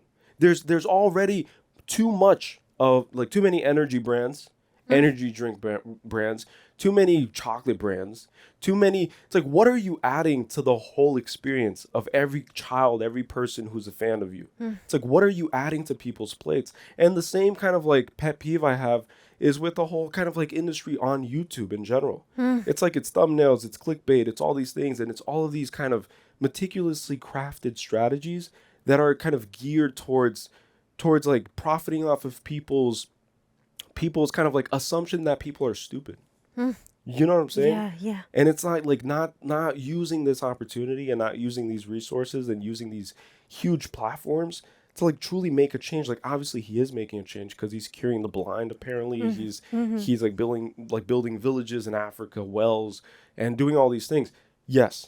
But then why not just stick with that? You know what I'm saying? Like, and then the argument could be that by supporting his products, you can support these endeavors. You don't have to do everything all at once. You could work with what you make. You know what I'm saying? Like, if you make $10 million a month, like, you could allocate $1 million or maybe 500,000 or maybe 100,000 every month, slowly over 10, 50 years or whatever it is. You'll be able to make a huge impact. So therefore, you don't have to profit off of people in this moment in order to kind of convince yourself and this narrative of like, I'm going to save the world in the next 5 years. Yeah. It's like, nobody has done it. Like, we've had heroes come and go, from Hercules to Mr. Beast, from Hercules to Christian Bale. It's like, we've had these heroes come and go. Yeah, it's about like upkeeping values too. Yeah, you know? it's just making sure, look, in the moment, that everybody's at least okay. And like, that's what every superhero tries to do. It's like, Batman isn't walking door-to-door salesman. It's like, I'm here to bring you happiness.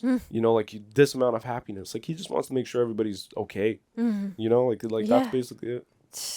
I don't know if any of that made sense. It does make sense. It's like, it's way too much for the people out there. No, it's like, I mean, hey, it's the truth. Like, that's all it is. It's heavy stuff. And it's things that I've thought about a lot. Yeah, but it's the truth. It's like, there's nothing to, there's nothing to take away from it, but just true reasoning, Can I say just one last thing before I reset the camera? Yeah, go.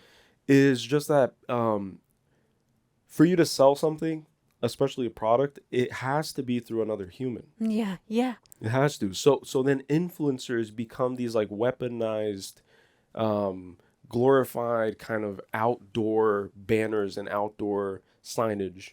And just, what are those things called?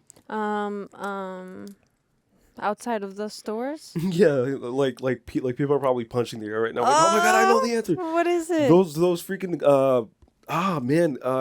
billboards. Glorified walking billboards. People like influencers have become, and I hate that term, influencers. Yeah. Like, it's so conniving sounding. Yeah. Like, I'm influencing you. Like, I'm manipulating your outlook. It is.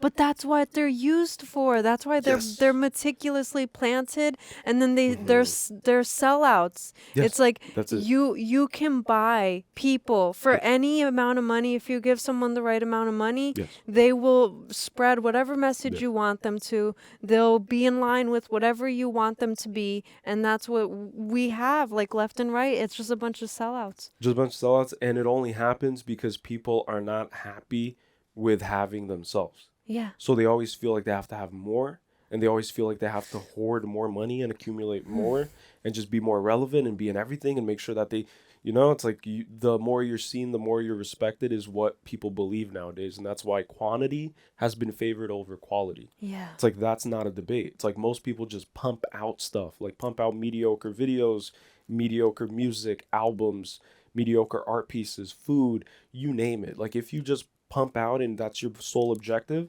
then it's going to be mediocre. But if you go with it with the intention of lifting what you're doing and lifting the work that you're doing and that you're privileged to be able to do, just like a good chef, like, you lift yourself and you lift the actual act of creation. And then you imbue it with beauty and you imbue it with purpose and meaning. Yeah. And that's when you create art, and that's when Michelin star restaurants are born. I promise you that I am getting, like, I've gotten 80% of what I need to get already. Yeah. So it'll be quick. That was great. Okay, Squire throat cut. new armor equals money, ? So we talked about that.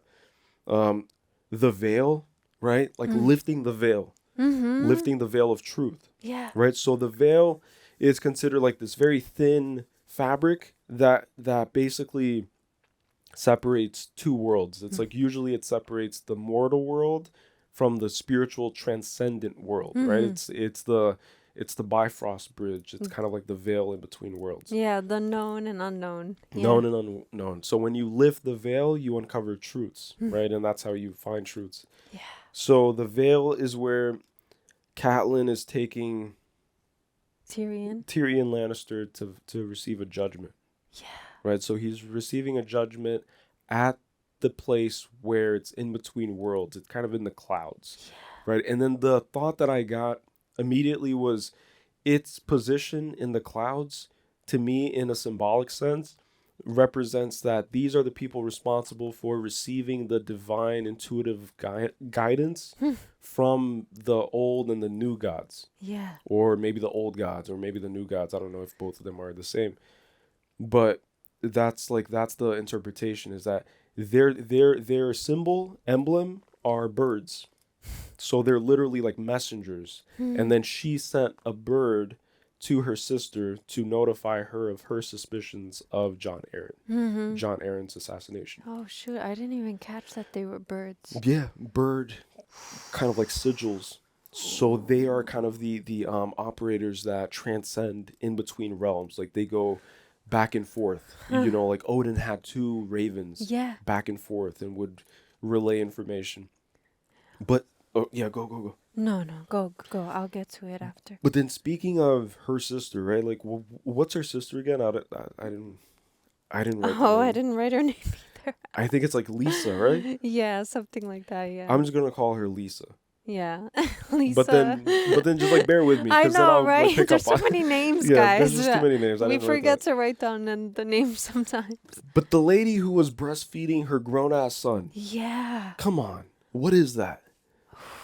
Yeah, and then she's so convinced that her husband's last words, the seed is strong, that he's like talking about the son, and that's why she's breastfeeding him. It's kind of like strengthening him. No, do you know what that is? Yeah. All right, so I'm going to go full Freud on you guys right now. Not saying that I am Freud. I don't want any association on a personal level. I'm talking about, like, I just want to clarify that because it's like every other day somebody's canceled, I right? know, It's like they relax. uncovered that like Freud was actually like a psychopath. Oh, but gosh. like 20 years from now. But anyways, she is a paranoid ruler. Huh. She's a paranoid ruler, and Robert Baratheon is another paranoid ruler. Yeah. Her paranoia has led her to basically kind of close up shop and basically kind of seclude herself into the clouds, right? She is the most secluded, and that's why Tyrion said that nobody has ever taken their kingdom, because they would have to climb mountains or climb walls and stuff. And so it's kind of like a kingdom that's separated from all the other realms. Like this is a realm that's beyond. It kind of resides in the ether, in the other world, right? But then she, a paranoid mother, a paranoid ruler, is basically helicopter parenting the shit out of this kid and then keeping him under her wing possibly forever. Oh my God. Like I could see her planning on breastfeeding him well into his 30s. Like at this I could rate, see that. At this rate, yeah. If she remains in this state of paranoia, like I think that symbolically, she is like a frightened mother cub. Yeah. Like not a mother cub, like a frightened mother bear for her cub. Yeah. And then she's going to now seclude and she's going to be paranoid. So any rule that she now casts upon Tyrion is questionable. Yeah. Because she's a mad queen. And then what's interesting is that Tyrion had mentioned to Catelyn that her sister was different, because he asked her, like, when was the last time you saw her? And then she was like 5 years ago. And then he's like, she's changed since then. Not the same I'm just person. letting you know. And then he's kind of like hinting at this grown boy, That's the way crazy. that she's raising her son. And then it's interesting because they say they share the same maternal instincts, like her and her sister, Yeah. where she retreated her son into the clouds to get away because they killed her husband. So it's like she, instead of like Ned Stark, who took his daughters into King's Landing, she fled King's Landing. Wow. And then Catelyn is kind of different. Like her maternal instincts are the same, and that's why she imprisons Tyrion.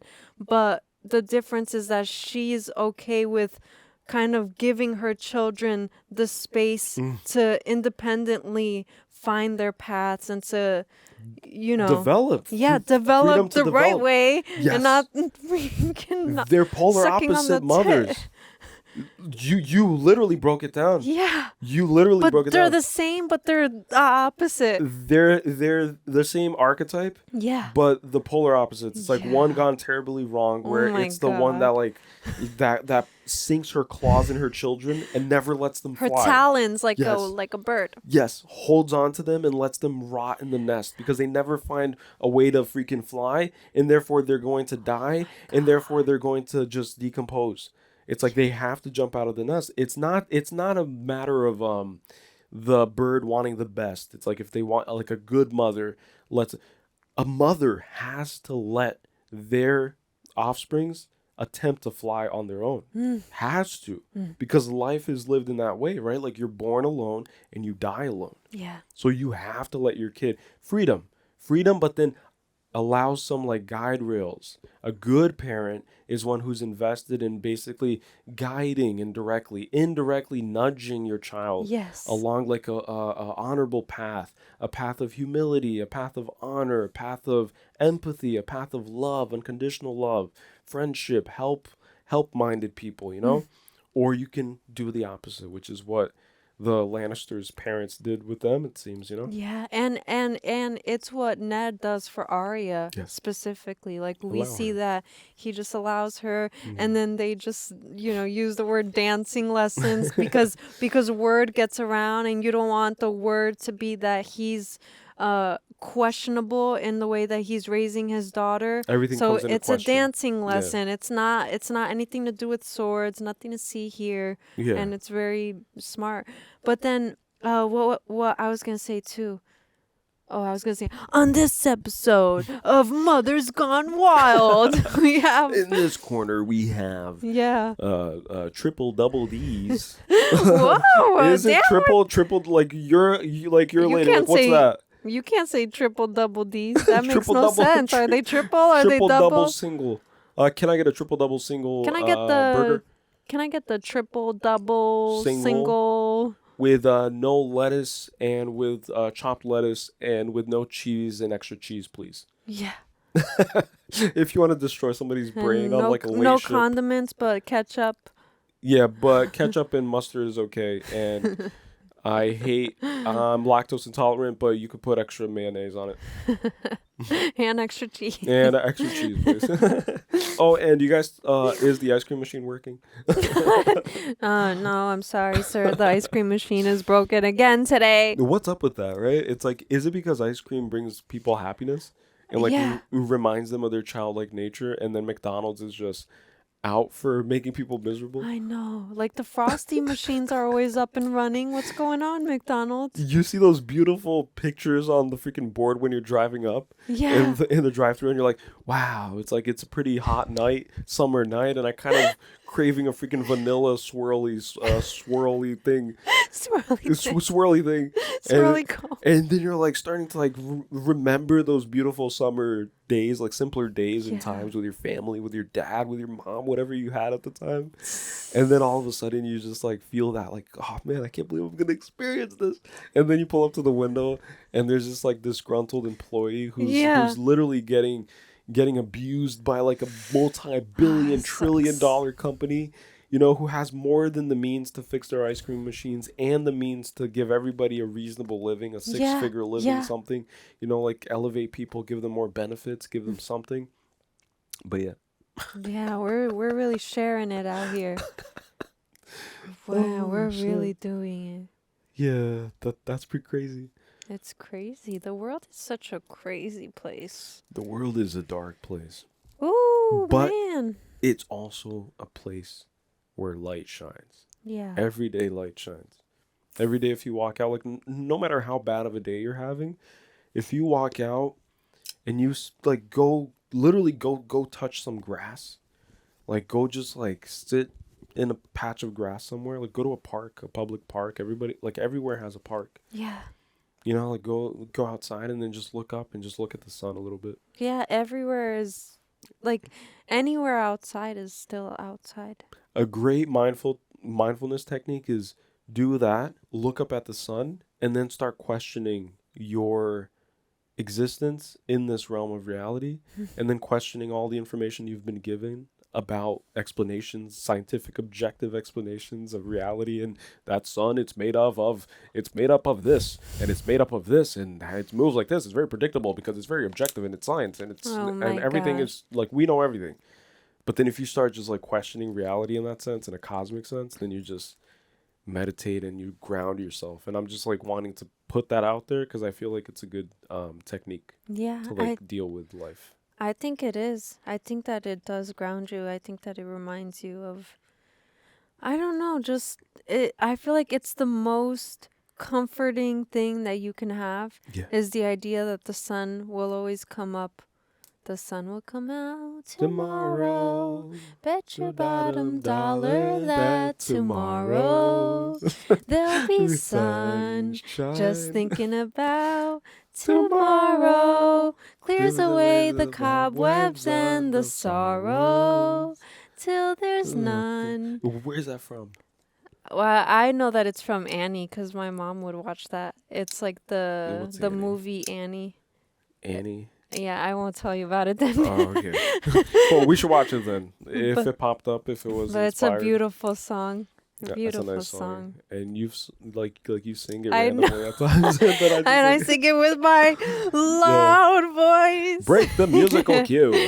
I was there's been times where I would sing it outside. I'm like, the sun will come out today. Hey, you 'cause got a it's out massive pair of here. lungs on you. Sweetheart, you want to make it in Hollywood? It's funny. It's funny because I wanted to go to like arts high school, like on an arts high school here in New Jersey. Oh yeah, you should tell the story. Yeah, and I told your parents. I told my parents, I was like, I think I'm gonna apply and put this school as like my first school because you kind of had to rank what school you wanted to be in, and then when you transitioned from 8th grade into high school, they would place you in whatever school you got placed in. And like whichever one in the preference list came first. Based on your list, and then if you didn't get into one, then you would get into another. It's basically like a college. But That's what I did too. Like when I was looking at high schools in Brazil, like it had like a college process into the high schools there.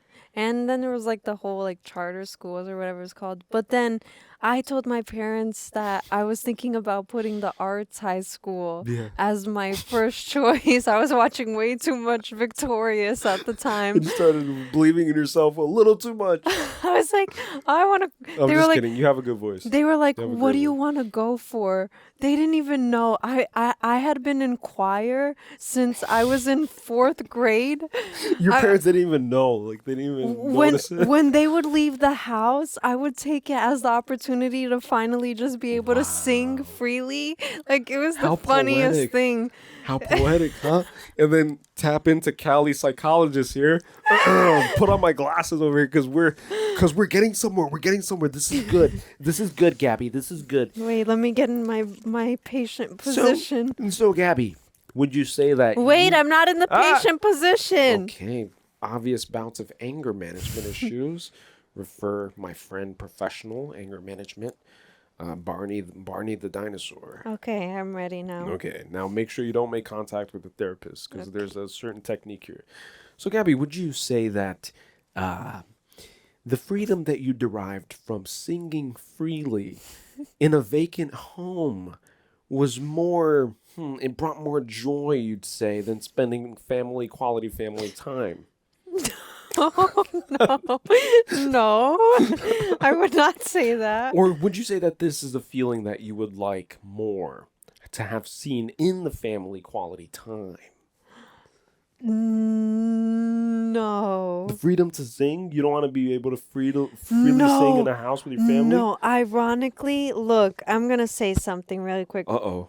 My family, they love karaoke. Jesus, like they'll do karaoke Karaoke's at fun. every family event. There's karaoke. Like you bust out the karaoke machine with the microphone and stuff. Like I remember growing up, my mom would love, like even my dad, and my parents are great singers. Okay, like I'm not even. My mom sings too. You've heard my mom sing, Yeah, right? yeah. She always sings. But what I was gonna say is that they're great singers, and they would sing, I'm a great singer myself, if I may say so myself.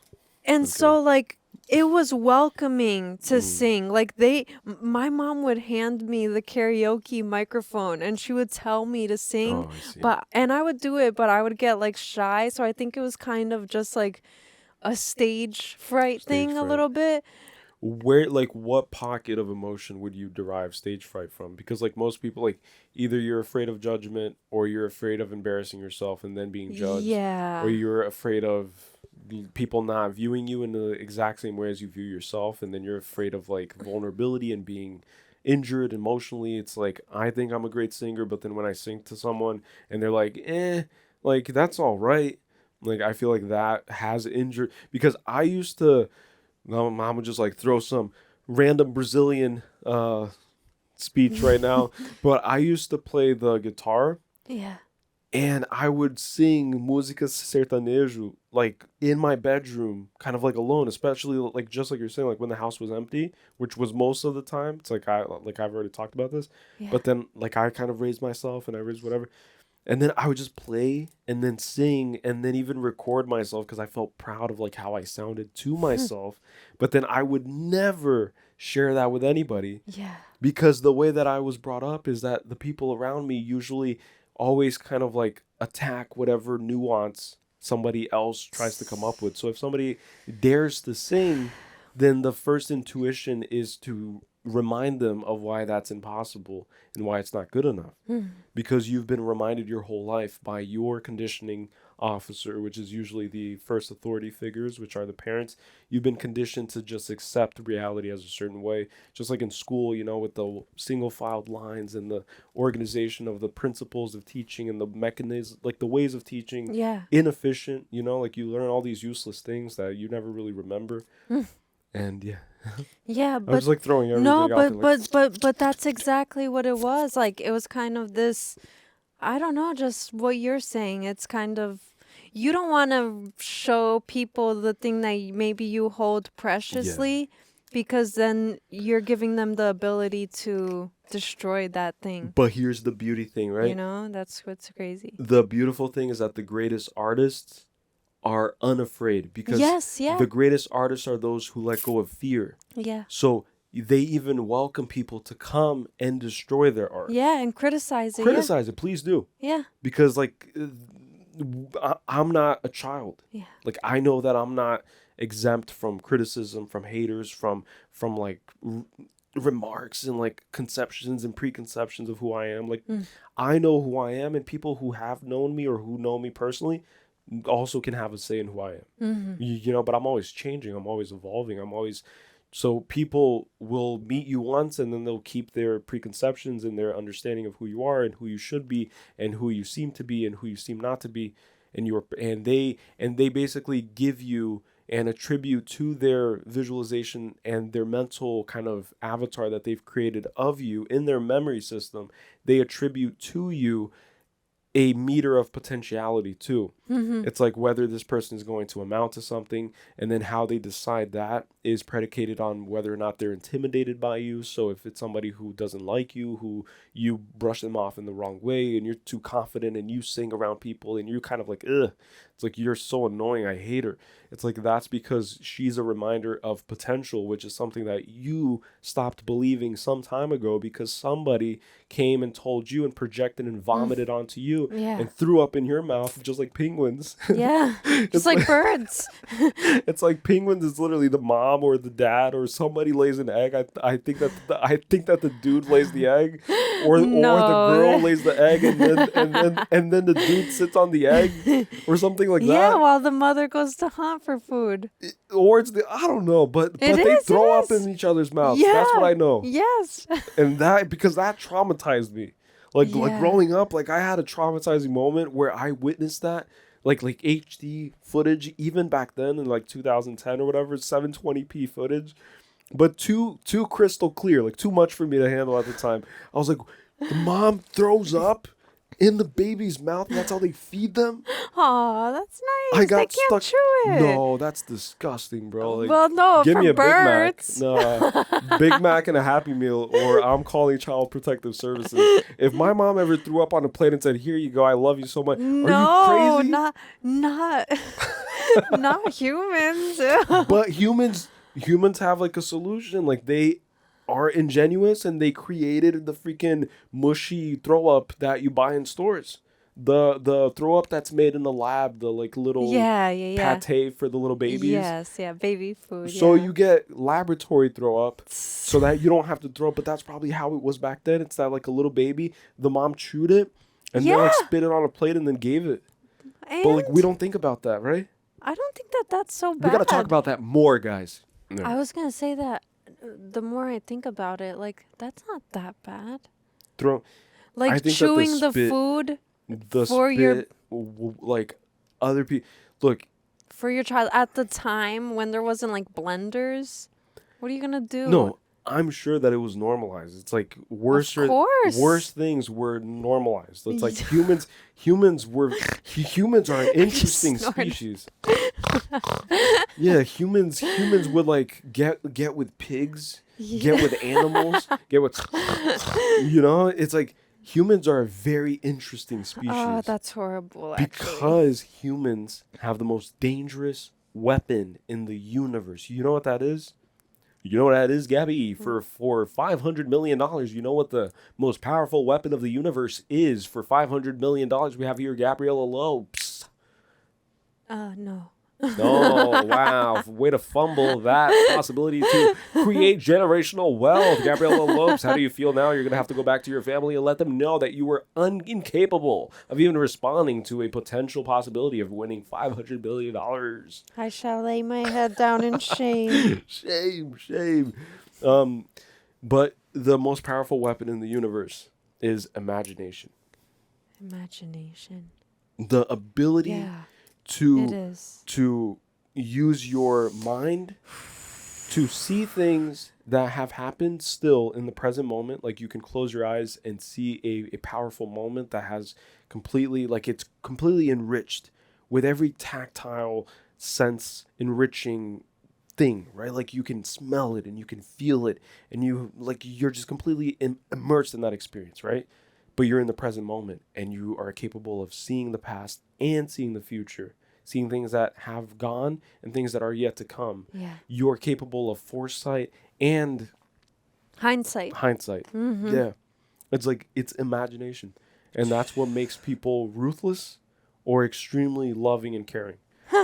Like that's what dictates the whole realm of ethics. Like ethics and morality, but specifically ethics, has been a topic of discussion amongst philosophers since literally the conception of time. You know, like since the ability to process information and to establish connections and have to ideas. And to realize that you are using this tool. It's like that's the interesting I think therefore I am. You know, it's like you can kind of communicate and you can assert that there is an inner monologue. There is an inner monologue, an inner voice that you can kind of like get to know yourself better through, and which is also yourself, but it's also not yourself. And it's like your ideas are what guide you. yes. Intuitive kind of like yeah, and ideas things. is everything. Like ideas is I don't know what this is whatever.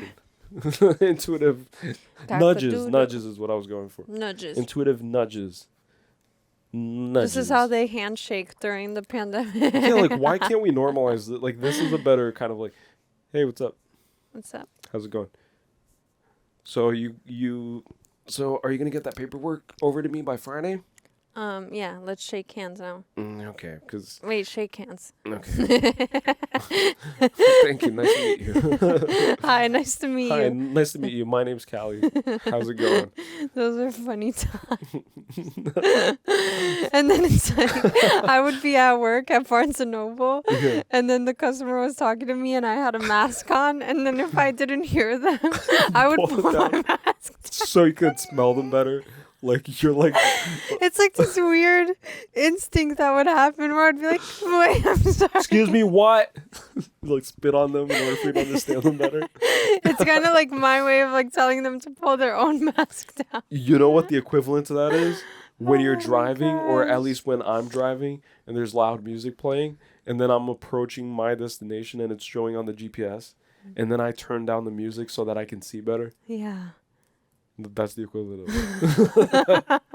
I thought mine was cool too. I thought that mine was cool. Yours is cool. Why can't mine get a laugh? No, I want to laugh. My I just started thinking so much. You started thinking. I was like, oh my God, where did the conversation just like went down The this hole? conversation just goes everywhere. Oh my God. But you know what the beauty of that is? Is that a lot of people said that it's just a lot of like yapping.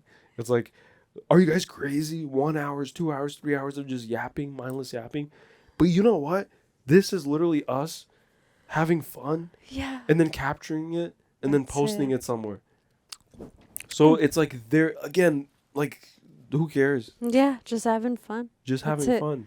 Cause like there's no like Hello? product to sell. You know, like it's I'm just selling my No, you're selling chocolates. I'm selling my words. My words. Yes. I'm not selling anything.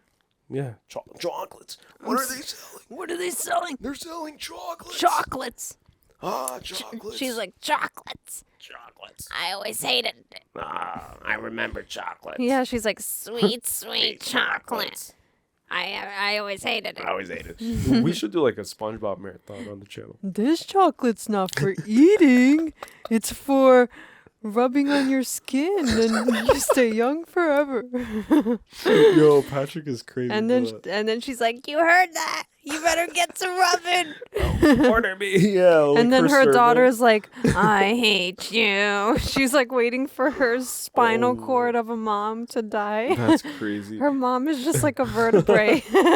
Have you ever seen those like Halloween costumes that like people do? Yeah, yeah. Those are great. Yeah. That's a great idea. Oh my God. Like we should replicate that one I year. want to dress up for Halloween. We should do that. I like dressing up for Halloween. It's For fun. next Halloween, which is also my birthday, we're gonna dress up and we're gonna film ourselves going trick-or-treating, and then we're gonna see how many houses are going to give us chocolate. I haven't gone trick-or-treating Me too. since I was a kid. Me too. Like, I don't even remember when the last night was. Do you think people would give us candy even We though would we're film it. grown people? We wouldn't film them, but we would film us being like, all right, guys, we got one house. We got house number 2, and then we'll show what they gave us. I want those houses that give like the full size chocolate We should go to bar. like super rich Jersey It's where like- like Chris Rock has a house and stuff. They're like, "Wait, I don't really recognize you from this neighborhood. Are you new to town?" And it's like, "Yeah." Yeah, lady, whatever. Put the candy in the bag. Wealthiest demographic city in my state, and go there to trick or treat. Highest demographic of charity donors. It's like those are the people, because those are the people that have so much wealth that they're so guilty. It's like they have such a heavy conscience that they're like, come on, Daniel. You know, you've been working those Walmart employees forever. Yeah. And your family owns Walmart. The least you could do is give kids a full chocolate bar. Let's balance it with Let's some balance- charity. Charitable acts. Wow. Of chocolate giving. Yeah. You know. Willy Wonka. We should watch Willy Wonka. Yeah. Willy Wonka. I've seen Willy Wonka. The like newer version, because I know that there's 2 versions, right? I've seen the newer version of it, like not the one that came out with the kid from Dune. Dune, yeah, like the OG one that everybody remembers, like my age, right? I'm 27, But that one, they would play it in school a lot. It's like it would always get like picked. Like growing up in freaking America, elementary school, like they would always have like days where the teacher would pull out a box that called TV, called television, a vision, and then the school board approved. And this is me going off of the gummy kind of like conspiracy theorist tinfoil hat moment here, but the school board approved the viewing of certain movies. And certain programming is literally called programming. It's called programming, conditioning. It's like it's literally like they tell us blatantly. That's why it was always the same rotation of movies. Yes, and one of them was Charlie and the Chocolate Factory, and the book too. Like I'm pretty sure that they made us read the book, but I would never read anything. Like I was so bad at school. It's like, man, guys, I swear on everything. Everyone who knew me in high school and knew me growing up knew that I was horrible at school. That's crazy. I would flunk school. I was horrible with anything that had to do with numbers, equations, anything that had to do with like memorizing anything. So I was literally the worst at everything, and I swear on everything. He just didn't apply himself. Look, 100% philosophy, which they teach there surprisingly in like 9th grade, like you start learning philosophy. Philosophy was the only test that I would excel in. And it's because it's the only thing that like inspires you to think freely and to give your own interpretation. They would give us like a small little box with like a deep ass question, and then a small little box, like a small little box space, no lines, like no outline thing. It's like a small box. And then you had to structure every sentence and like make it float and then make it small enough so that a teacher could go and read it and grade it. And then in Portuguese, you're also graded for your grammar, which we have a lot of acentuação, which is like a lot of like accent marks. Accent marks. And then you have to correct those in like a minuscule letter. Yeah, you have to do little squigglies and stuff. And I learned to just yap. That's the beginning of Cali, yapping. I was always coined as gab because I would gab a lot. Like I would talk a lot. I was a huge talker in middle school, and Good it's thing funny. That's all back in middle school. Now. Teacher's pet, left and right. Like that's what I was. I was the only kid in 3rd grade that got super honor roll. Because it was like when they introduced science for the first time. So science walked in the room. Everybody, nobody else got. We've been talking about. Nobody else got an A in science. Isn't that crazy? You got an A. It was because I got an A in science that I was the only kid that got super honor roll. Why do you think that happened? I just wanted to do well in school. I would go to sleep in my school uniform on top of my comforter like a military soldier ready to go to school. Wow, you were like a little robot. I was. Wow. I was a robot. I was ready. It's like I was ready to go to school. That's crazy. And then what's funny about what you're saying, like, man, I was an overachiever. It's crazy. Then I got to high school. Wild. You started overachieving in 3rd grade? No, earlier than 3rd grade. I was an overachiever since I could remember. Oh my God. I suffered in school until the very last day. That's crazy. Community college, freaking 19 or like 18. Business major, right? I was like ducking presentations and still trying to like get out of freaking doing homework and shit. I just didn't study for the test. I would just show up and just like guess. But see, that's just like lack of application though. Look, I think that I'm a little bit autistic. I think that I'm definitely acoustic. I think that both of us kind of like, I think that everybody falls somewhere on the spectrum. I feel like at this point everybody's a little bit acoustic. But I can only get really interested in things that really interest me. Yeah. And that's what happens with these reactions. It's like that's why I feel so passionate about talking about it, because to me it's insane. Yeah. Like to me it's mind-boggling. For me, I think that it was a matter of like I was so passionate about succeeding. that I would just, man, like I would just do anything. It's like I would freaking do those like Did you ever like sneak in notes for like tests?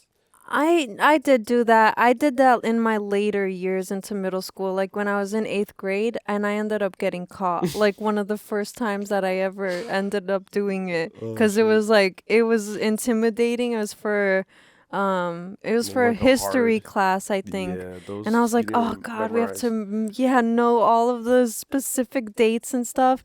And then I ended up getting found In my out. school, girls would wear these like gym skirts that are like kind of like a combination of like a short Squirts. yeah, like school uniforms, and then right on their legs, like there were girls who would just write a whole kind of like pages That's pages insane. worth, and then they would sit kind of like crisscrossed in their leg or whatever, and then they would just be like this and just like whatever, and just not caring at all because their fathers would all be able to afford them a spot in like a prestigious private university, because guess what, in Brazil, just like here in America, it's very corrupted. It's like Yeah. every system, and just like we're seeing here, every system's corrupt. I know. We're like just like in this thing that And we then the watched, whole, like, guys. woo, segue of the year goes to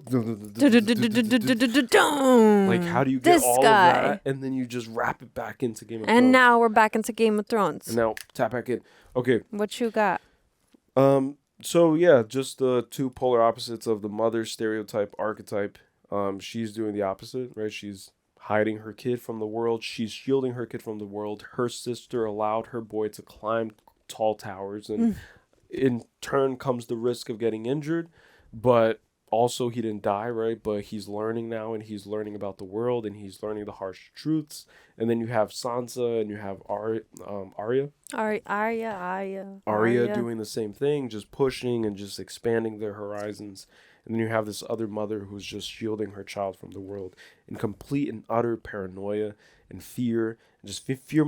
Also beautiful, right? How again, symbolically, he's at her tit, right? Like she's offering him everything that he could possibly need. Rely on mommy. It's like a mommy for everything. Yeah.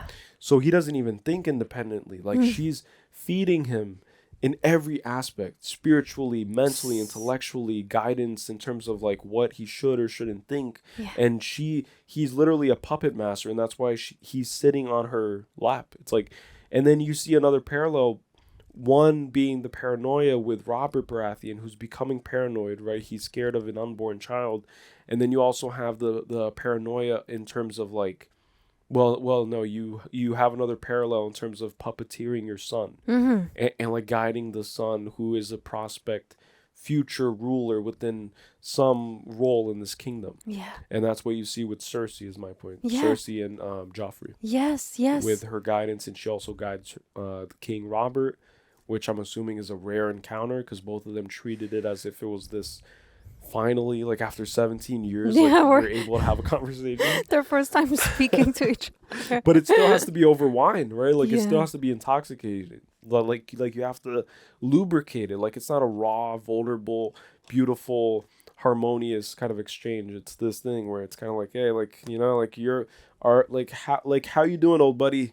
Yeah. Like I used to like you, but Yeah, but things have changed. yeah, things have changed. I think that I think I'm done.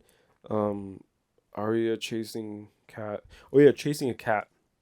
Cats are often associated with hidden secrets, right? Like it's like the dark cloak of the night. When you see a cat kind of in darkness, and we have Harry Potter, the cat was the first one there, and then it's a shapeshifter. It's a guardian of wizard of wisdom. Yeah, and it's like an omen, right? Because they Omen. would say that seeing like a black cat, for example, is bad luck or whatever. But then you can see it as like the cat is a symbol for the messages that she would receive, that she was like eavesdropping on. Yes, a cat. Because it led her there. It was like a guide. Yes, a cat as a guide into the underworld. Think about that. Yeah. Think about that, right? So it's like a guide into the underworld, but the underworld isn't just a finished kind of like destination that you're destined to rot in forever. The underworld also gives you the possibility to fight your way out of it. Yeah. and to kind of be reborn. And then you have the like ancient tales of Inanna, right? Ishtar. It's all of these like ancient stories of a female, more specifically, that ventures into the underworld, uncovers secrets and truths, basically allows herself to become the most base form of her existence. Yeah. You know, like in the story of Inanna venturing into the underworld, she strips away 7 layers of her clothing, like 7 articles of clothing, which is symbolic with the 7 realms here, and it's symbolic with the 7 chakras, and it's symbolic with the 7 energy centers, and the 7 seas, and the 7. 7 is a very important number. But then she's stripped off until she's naked, and then they hang her body from a stake. And then this happens under the orders of the queen of the underworld, who is her twin sister, I think, is the whole story. And then she's rescued by an outside kind of adventurer and people that she entrusted the information that if she doesn't come back up, they vouch for her with the other gods. And I think it's Enki. Yeah. Enki or Enlil, I think one of them says no and the other one says yes. But then she's rescued. But she comes out of there with wisdom. Yeah, yeah. And that's what happens. Yeah. Oh my god. And then the ancient Egyptians worshipped cats, and they were often depicted in the hieroglyphs of mummification and the passage of like judgment also, like those scenes of judgment with the feather of Ma'at. Yeah. Everything is referencing like the ancient civilizations. Everything. And whatever they were referencing. Even the way that they speak about the lion and the wolf, like it's obviously symbolic. It's like people commenting saying that it's not that deep, like, oh, like you guys are looking too deep into it. They literally give us all a nudge. It's like, hey, we speak in symbolism here. Exactly. In the underworld, in the dungeon where wisdom is shared, and this is how wisdom is shared, symbolically, poetically, indirectly. Like at no point did they make any direct statement. It's always a dance. And so it's very very important that the girl who's learning the dance of water, she's the first one to bear the knowledge that she obtained from the underworld, from literally from inside of the skull of the dragon of old times. Trip on that. Like that's trippy. Inside of the skull of a dragon. But then what do you make of that? Inside of the skull of the dragon, well, the dragon represents our most basic kind of base instincts. It's like it's our lowest nature. Primal fear. Primal lizard brain. Yeah. That's kind of very susceptible to manipulation, to beehive mentality, group mentality. No, go. And the dragon in most stories, it's the representation and the embodiment of all the fears of that time. So if it's the collective fears of the villagers comes into a big melting pot that the witch of the night stirs together with her black cat, who's informing her of the truth of the underworld, who is traversing through realms and is also kind of like instilling this like brew of all the cauldron, fears in a big cauldron. Yeah, so like all of these fears, which eventually become fairy tales and stories, but the stories are meant to instruct us on the shared fears of a certain population of a certain time. So just like the stories of the 3 brothers in Harry Potter, it's like those are tales that were told in order to kind of relay to the population and project back to themselves in order for them to learn in this experience called life what their fears are and how to overcome them. So fairy tales and like ancient mythologies become very instructive in their nature because symbols have always been for the benefit of the seeker. And it's why Harry Potter finds everything that he was looking for. And then that's what you were like talking about, how we process symbols faster than we process like words. Yeah. Right? So like if you're shown the image of the sun and you're shown really quickly the word sun, I feel that intuitively on a subconscious level, your subconscious picks up on the image more strongly than it ever will any like attempt at representing the image. And that's why emojis became a thing, because it was Yeah. like the easiest way versus having to text out whatever it was Oh that my you were God, I am feeling. blushing right now. Yeah. Versus sending a blushing emoji. Yeah, exactly. Yeah. Because then you see it, and then you kind of have like this visual kind of stimulation, which is why movies are sometimes more effective than a Absolutely. book, for example. Or even a stagnant painting. Yeah. Because it's moving. Yeah. So there's movement too, because everything around us changes and moves. Mhm. So if like that's why people are so kind of infatuated with like good CGI. Mm. Like when the effects and the special effects, the visual effects are kind of like don't take away from the full immersion, and you get lost in the world and in the lore and in the everything from clothing design, from CGI, everything is rich and it's beautiful, then you lose yourself in that. And that's what great movies do, and that's what great art does. Because you could put headphones on and close your eyes and listen to a great album. Yeah. And you'll just lose yourself. Like you'll just go away. And where do you go? That's the question that everybody tries to solve. But only each person knows where they go. And that's the big paradox of life. There is no objective like truth, really. Like I don't know if there is. Like I think that's a very interesting question, and I'm not making a final statement because I think that I'll spend my whole life trying to like figure that out.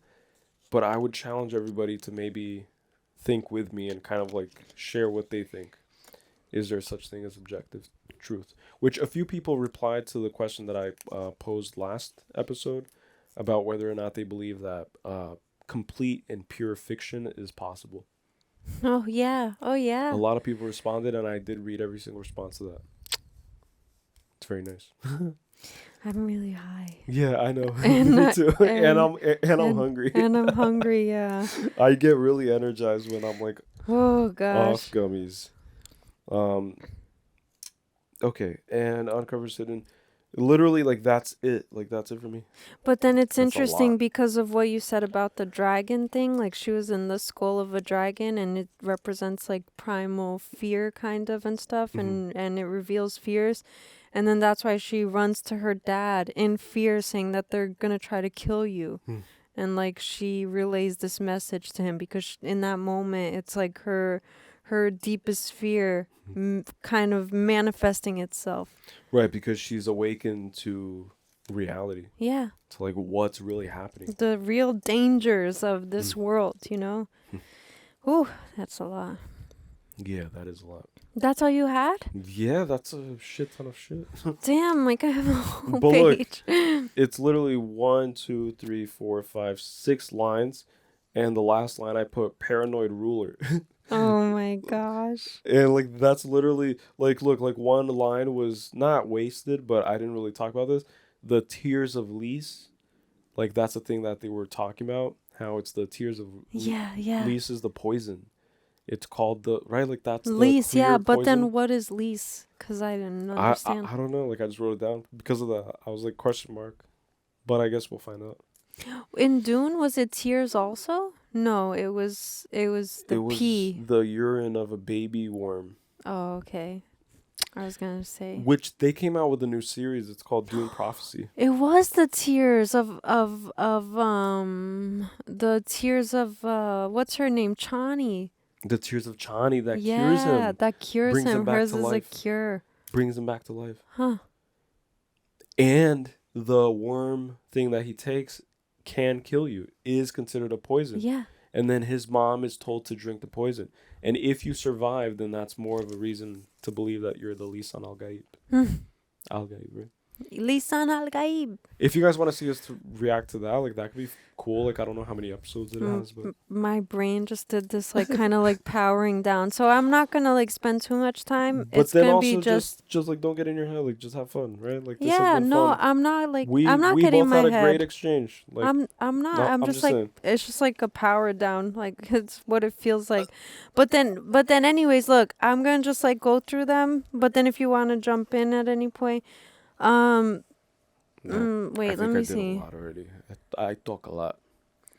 Okay, so let's see. The first thing I had was about the night Loras and then the knight, the Loras, he's the knight of flowers or something, right? And he gives Sansa a rose, which I'm still kind of confused because it's obvious that he's involved with the king's brother. Yeah. And so what does he want to do with Sansa? That he's offering her a rose, or like maybe that's the thing that he always does before every fight, for example. I think that charming the princess, I think, makes your chance of survival I see. higher. Yeah, it's kind of like winning the favor. Because then she hugs her dad and says, "Please make sure that he doesn't die." Yes. So he won her favor with a rose and just with charm. She's like so infatuated with the world that she doesn't really like see the deeper layers of it, which you know, it's bound to catch up to her though. Like it's catching up to everybody. Yeah. So it's bound to, right? Like it has to. But then what I thought was interesting about him, right, is that Littlefinger revealed that he had done something beforehand where he like heated his sword or something. So he gave himself an advantage before the jousting even started. And then that's when he said something about how... I think you're saying that his horse was in heat. Was in heat? Yeah. Oh. And that's why it was like faster. Oh, I thought that it was like that he put his sword in heat. All I saw was the heat thing. No. That's what I remember. See, that's what I mean. Sure. My brain is like, whatever. No. But it's okay because I also almost missed it too. But then I was like, because I did miss like what he said. But then to my point is that, okay, so he gave himself an advantage, right? And then what I was going to say... he basically gave his horse like a turbo drive. What I was going to say is that the other guy, the mountain, hold on, sorry. Take your time. It's all good. I'm having fun.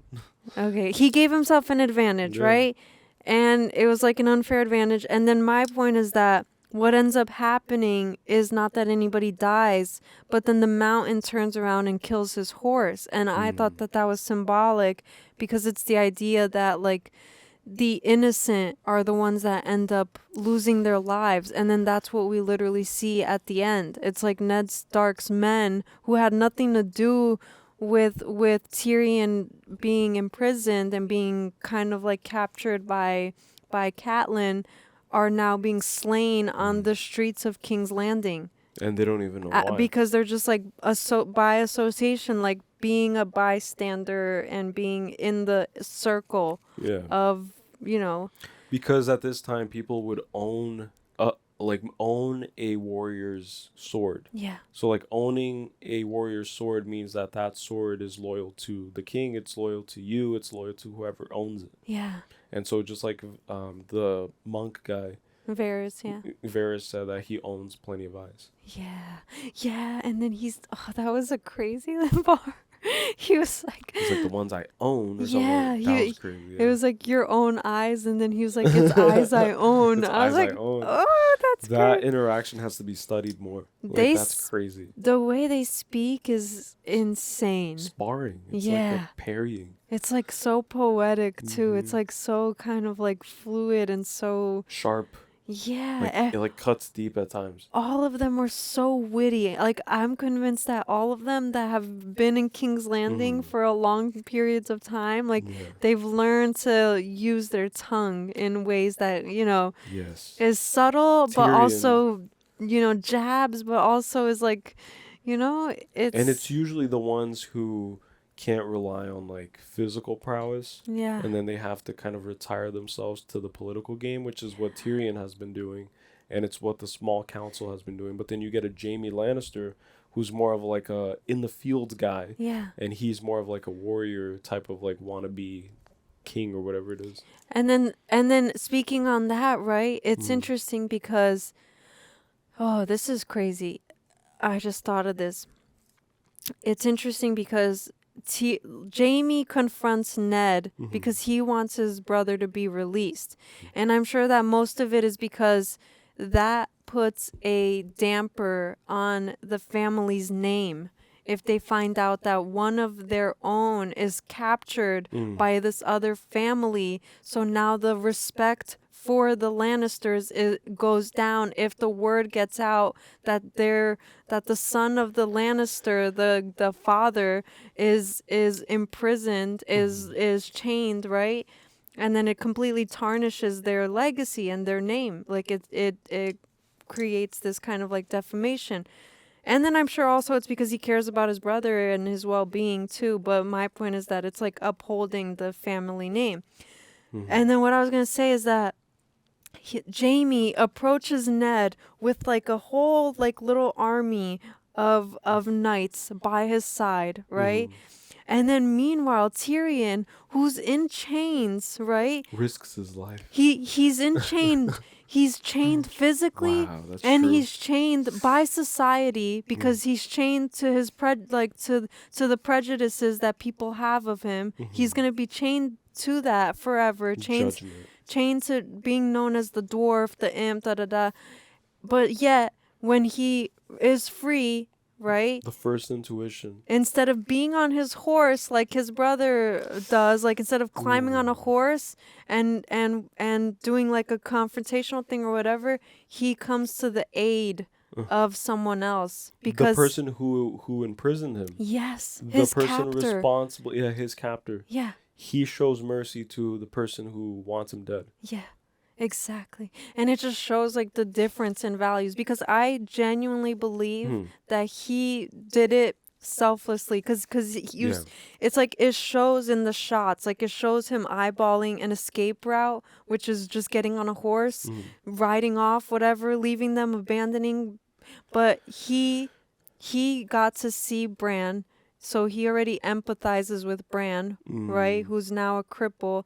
And so he empathizes with the idea that Catelyn, at the end of the day, is a mother to this child. And so right? he indirectly, subconsciously thinks about his own mother and how possibly she feels like the burden of having to care for a person who has disabilities. Yeah. In a world like that, because in that moment it truly showed his like moral integrity and his character, because like you're saying, he could have just turned the other way, simply turned the other way, and Catelyn would have been murdered by the other guy who was going to swing, and then it would have been chalked up to like accidents in a battlefield, and she just got mixed in and they got ambushed because they were trying to steal them like a bunch of robbers. We don't know what it is. And then Tyrion could have just ridden away. But then that showed that he had more to gain on a political level if he just turned a blind eye and just walked away. But something called him to like get the shield and to defend old traditional values of like empathy and protection and guardianship. And to commit his first kill. Yeah, for the protection. That's how you know too. Because it like...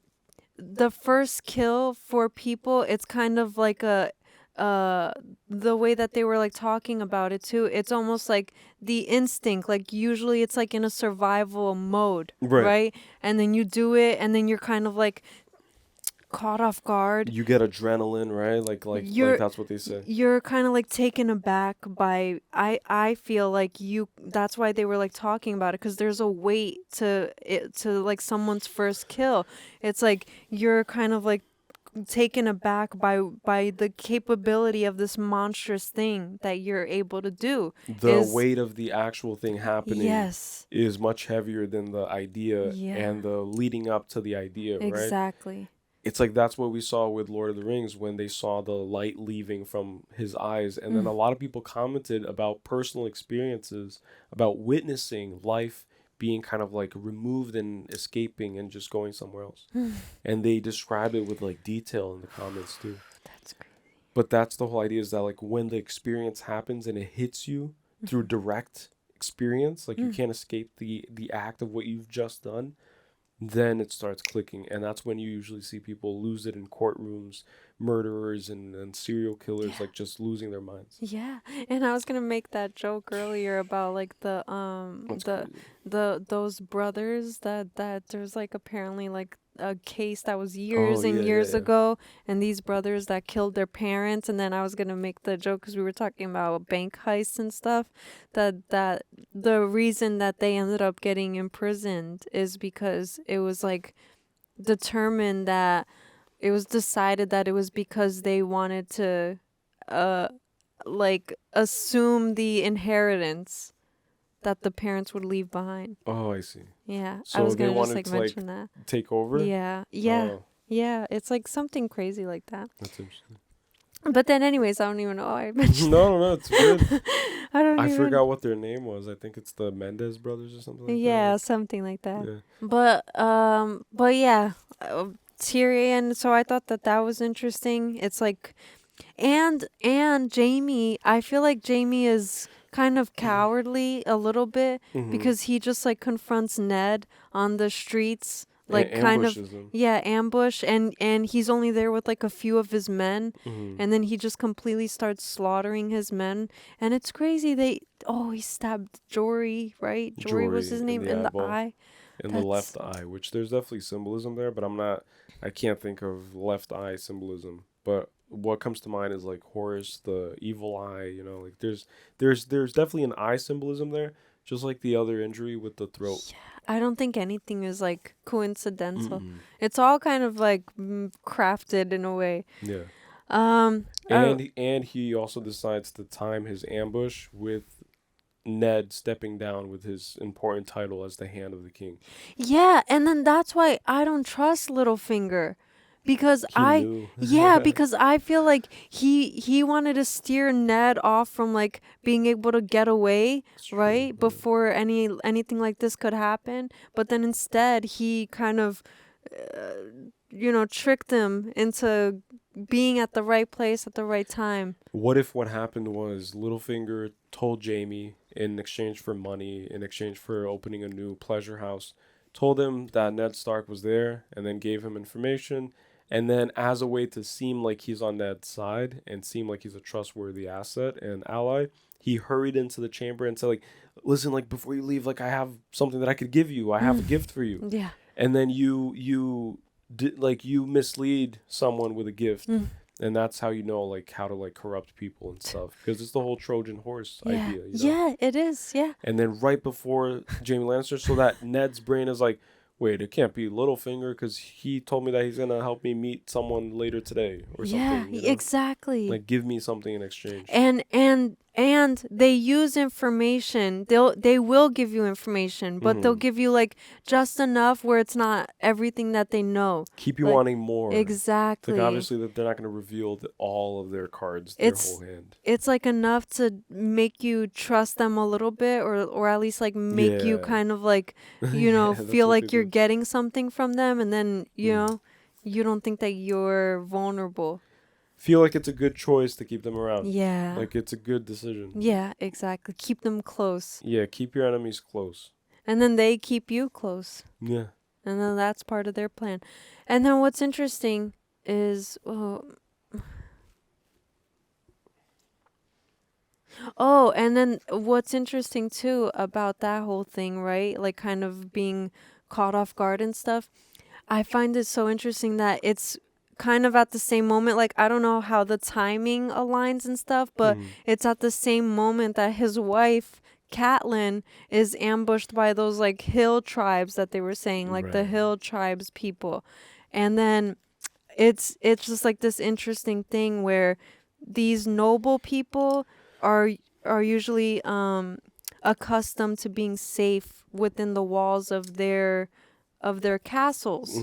But now when they're treading on these roads, it becomes more dangerous, and both of them, both Catelyn and Ned, are on paths to discovering like the truth and seeking justice and all of these things, and that's a very dangerous path, because then you start unraveling these kind of like hidden and threads. Hidden threads. Yeah, the path towards truth is the most dangerous one. And that's what they're like, you're only safe in your own castle, but if you stay in your own castle, then you'll never know the world. Yeah. And you could try to know the world through your personal library, through books and experiencing movies and TV series, but until you actually step out into wherever they filmed this and you walk around, then you'll feel what it felt maybe for the actors, or even further, like what it felt for middle-aged. Yeah. Not middle-aged. The Middle Ages. Middle-aged women living where they filmed Game of Thrones. Like, I don't know if you guys knew that, but that's a little fun fact that I learned just now. Middle-aged people. Middle-aged people in the Middle Ages. Middle-aged. During the Middle Age, there were many middle-aged people who did middle-aged things while being middle-aged. That's interesting. I used up all the juices here. Yeah, like, I don't have any more juices either. Like, I'm really hungry and tired. But I want you to take your time. So even if you want to take a break, I just want you to feel like you got everything. Okay, but there's really not much left. It's like pretty quick. I thought it was interesting that the Hound bowed down when the king yelled, like, "Stop it! This instance and stuff." Like your king commands you to stop all of this Immediately. Yeah, and he immediately bowed, and then meanwhile his brother, complete opposite. Which his brother, the Mountain or whatever, he's so like. To me, he's the symbol, like he's the epitome of just unhinged violence, right? And that's why he shoved his own brother's face into burning coals. And so that's why he has like a temper. He slashes his horse, like decapitates his horse, his own horse, and then storms off when the king commands them to stop instead of like bowing down like his brother did. Yeah. Which shows that he has no moral compass at all. Yeah, there's no like limit to his rage. Yeah. Like, he'll kill his own horse, which you're supposed to, at that time, especially, like, you're supposed to have a good relationship with your steed. Yeah. Right? And you're supposed to have a bond with your horse. Your trusty steed. Yay! Your trusty companion. Just like now modern day versions of that is having a pet, having a dog. You like my horse impression? Yeah. Yay! You too. Nice. That sounds like a bull.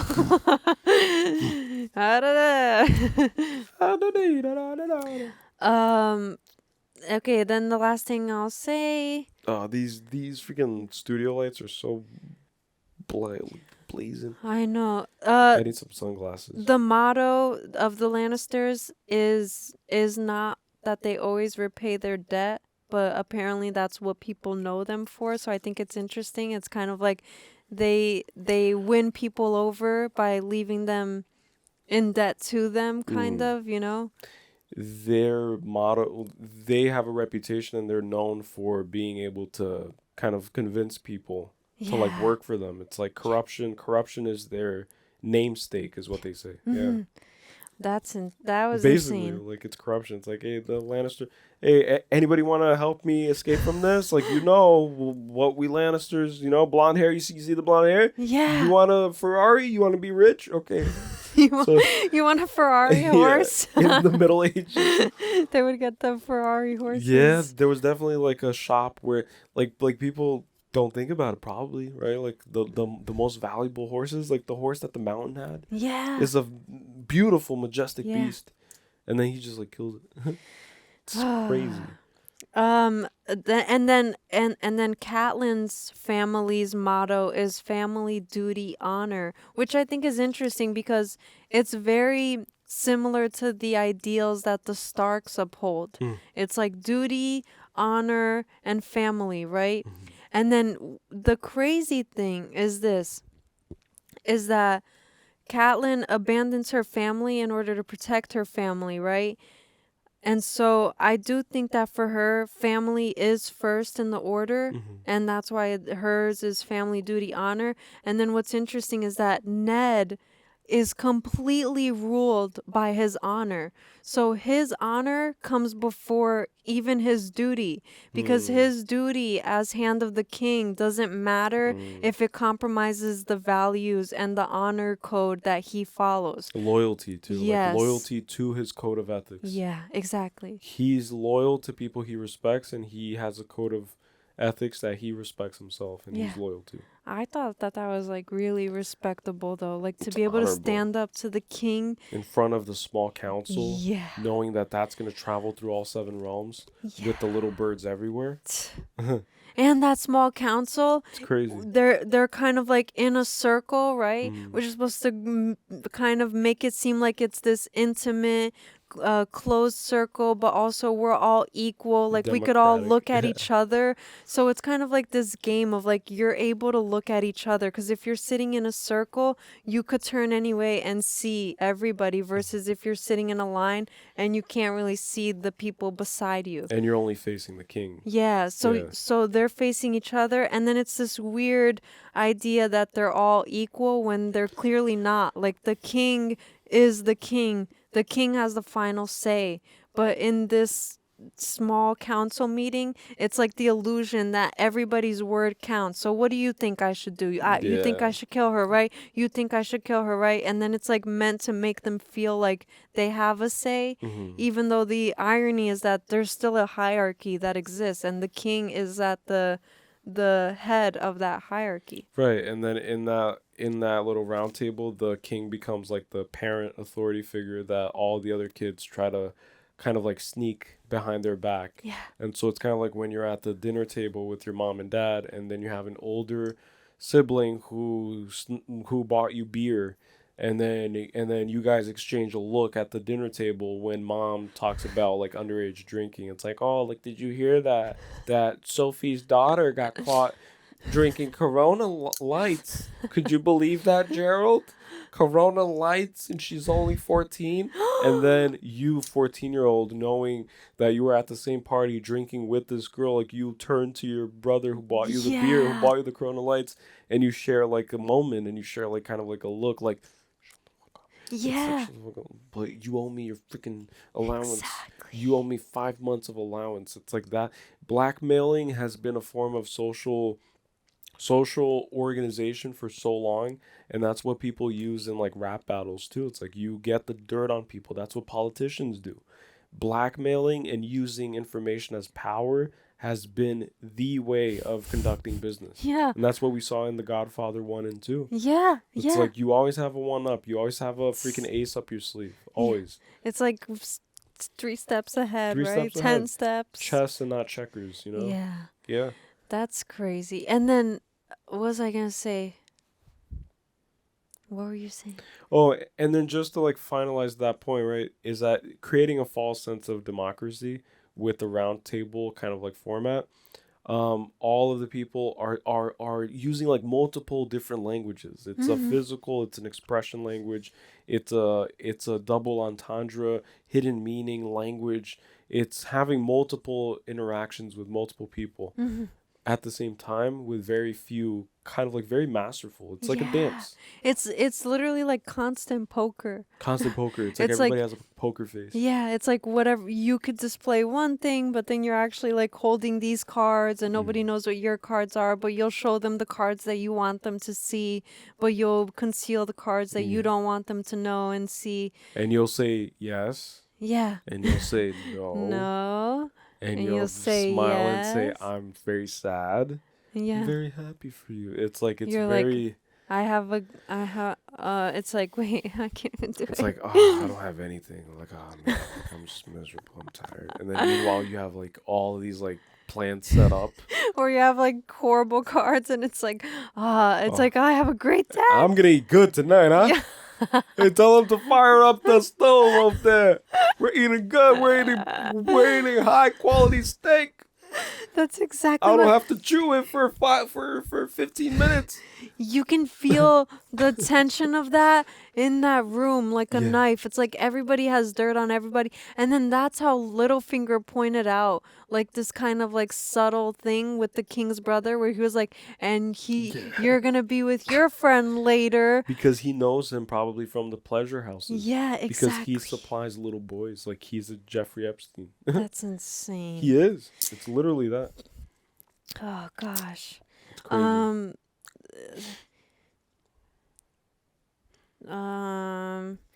The sire, the squire, I mean, Arya listening in the tunnels was interesting. So it's like this idea of, which we already talked about. It's like these secretive kind of like escape places to go and share secrets, and then it's the idea that whispers are louder and more effective than any kind of overt action, which we already talked about too.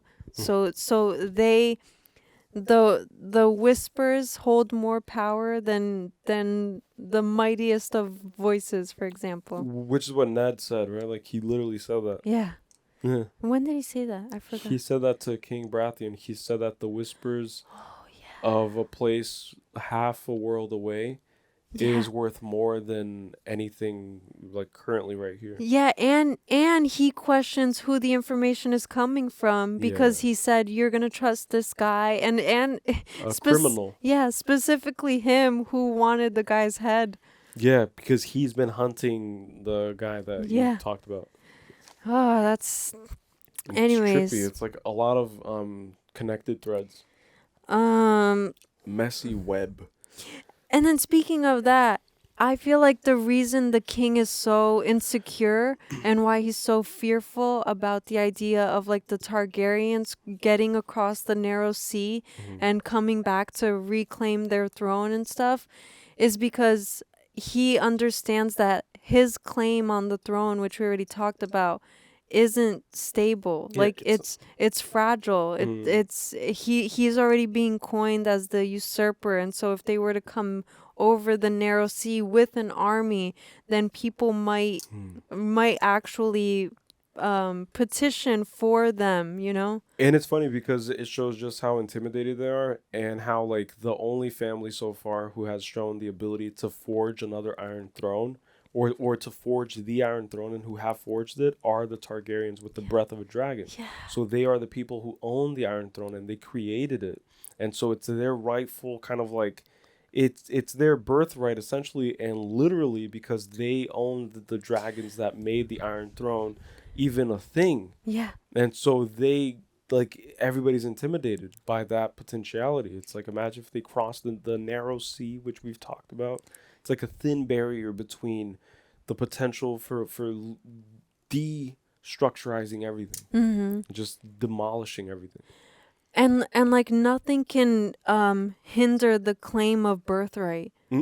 Like birthright, like having power by birthright is something that like for them is of utmost importance. Right, like, and historically it's the whole blue blood. Yeah. Like, my blood runs blue, it's royal, you know, it's like royal blood was always viewed as literally, like, within my veins runs the blood of God. It's like, that's what they believed.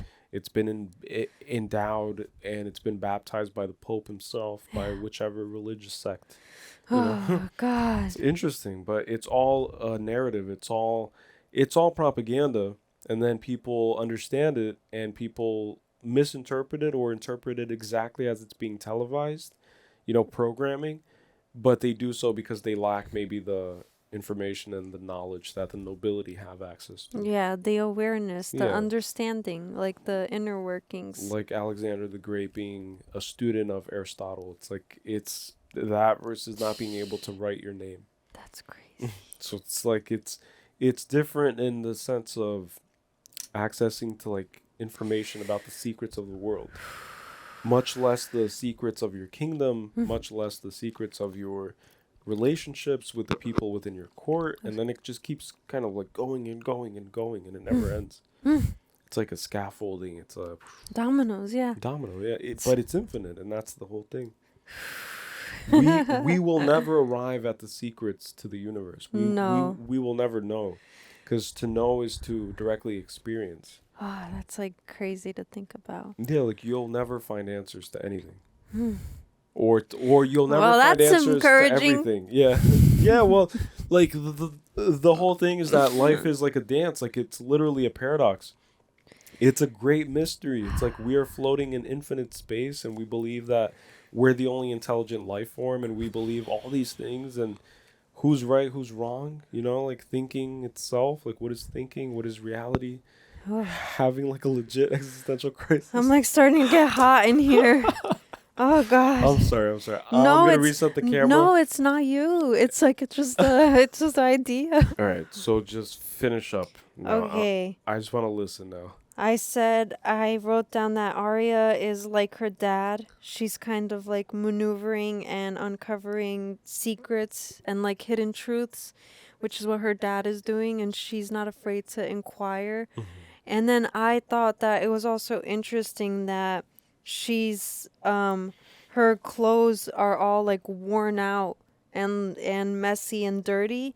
Yeah, she looks like a beggar. Yeah, because what I was going to say is that it's like this idea of kind of stripping away the Nobility. image. Yeah, the image and the nobility and the name and whatever.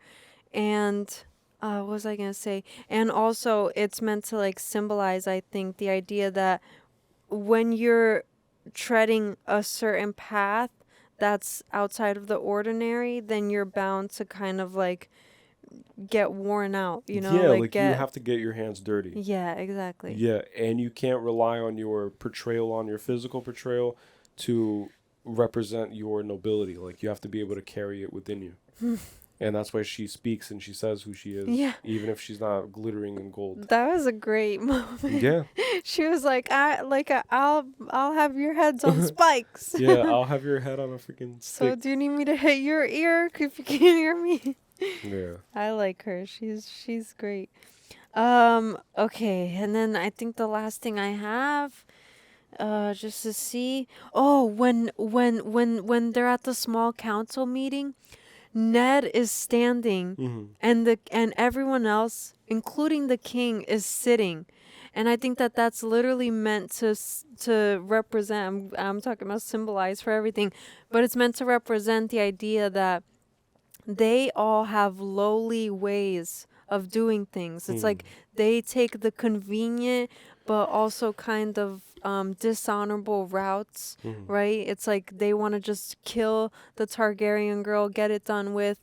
Meanwhile, the most honorable thing is go to war, and if you win the war, then you deserve the throne is yours. Like you have to reclaim it again when it's being tested again. You have to defend it. Exactly. It's like there's like honor in defending your claim to the throne can't be threatened by an unborn child. Exactly. Yeah. And so then that's why I think that Ned is the only one standing, because it's kind of like he's looking down on them because his honor code is actually honorable, you know? It's upheld. Exactly. It's like kept standing. It's like high moral code. And we see that happening too with like politicians where they declare war from the comforts of their little panic rooms. Yeah. And they're smoking cigars and like politicianing involved. There's like young, youthful human beings filled with potential for life going out and just doing their like dirty work for chaos and destruction. Yeah, and you know that's what they do, right? Like in real life, they meet up. I don't know where it is exactly, but everybody, like the world leaders, I know what you're talking the like sometimes celebrities go. It's like the main kind of forefront of the people that you see the most of and stuff, and they go, and it's completely secluded. It's like It's usually completely in Switzerland. Yeah, it's like completely darked out, and you have to remain like yards and feet away from this place that they're in, and nobody has no idea what goes on, but they plan these meetings, and all of them meet and decide how they're going to run our world, essentially. That's exactly what happens, yeah. And the whispers of we don't know what they talk about. Yeah, we don't have access to the things that happen between the most influential people who can shape our destiny. Oh, or shape the God. destiny of the planet. It's not openly disclosed. It's actually highly guarded. And then you have like the Bohemian Grove, and you have all these like secluded things. Yeah. I think that's what it is. But there's a public version of it where like Trump goes. There's like a public one that's more accepted. It's kind of like a big Comic-Con for like business. Yeah, it's like an right? annual kind of like, we're just like ironing out, like we're just making sure everything works in harmony and We're stuff. just here to like share ideas of what we think about the economy, but really it's them shaping the next 50 years. It's like it's all for the betterment of the people, yeah. guys. Don't worry, nothing to be. Yeah, we're just always thinking about you. Don't worry. Oh my gosh. Definitely not thinking about a new yacht, a new mega yacht. Oh gosh. One little thing I want to point out was the idea that when the knight is speaking to Catelyn, and then he's like kind of like questioning her and stuff, but then at the end of it he retreats, because I think that there is like a hierarchy, and it seems like it's king, and then lords and ladies and then knights. And so even the ladies of the lords gain respect, and you have to respect them, and you have to know your place. And the ladies of the lords have authority over all the knights of all the ladies and all the lords across all the kingdoms, because that's what happened in the bar. Yeah. Is that she ordered each person that was related or connected with her father, and then reminded them of the hierarchy. Well, I am your lady. Well, I am the lady of Winterfell, and I order all you knights to apprehend this guy. And that's crazy.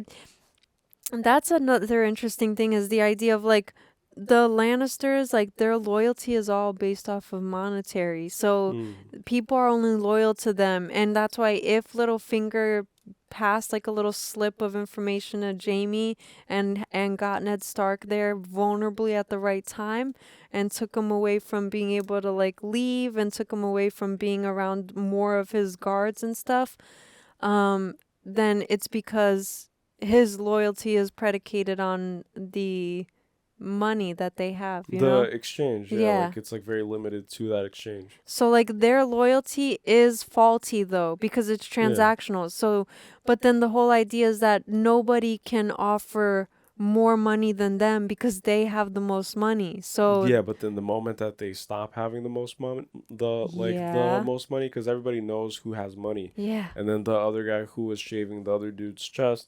It's a funny thing to say. Cut his nipple. The other guy who almost cut the other guy's nipple while shaving his chest. He said that he has a lot of money, but it's not Lannister money. Yeah. But then it's like always this calculation, always this like competition. Yeah. So what happens when the Lannisters don't have all the money? Then that means that they don't have any loyalty because they rely on swords that are bought.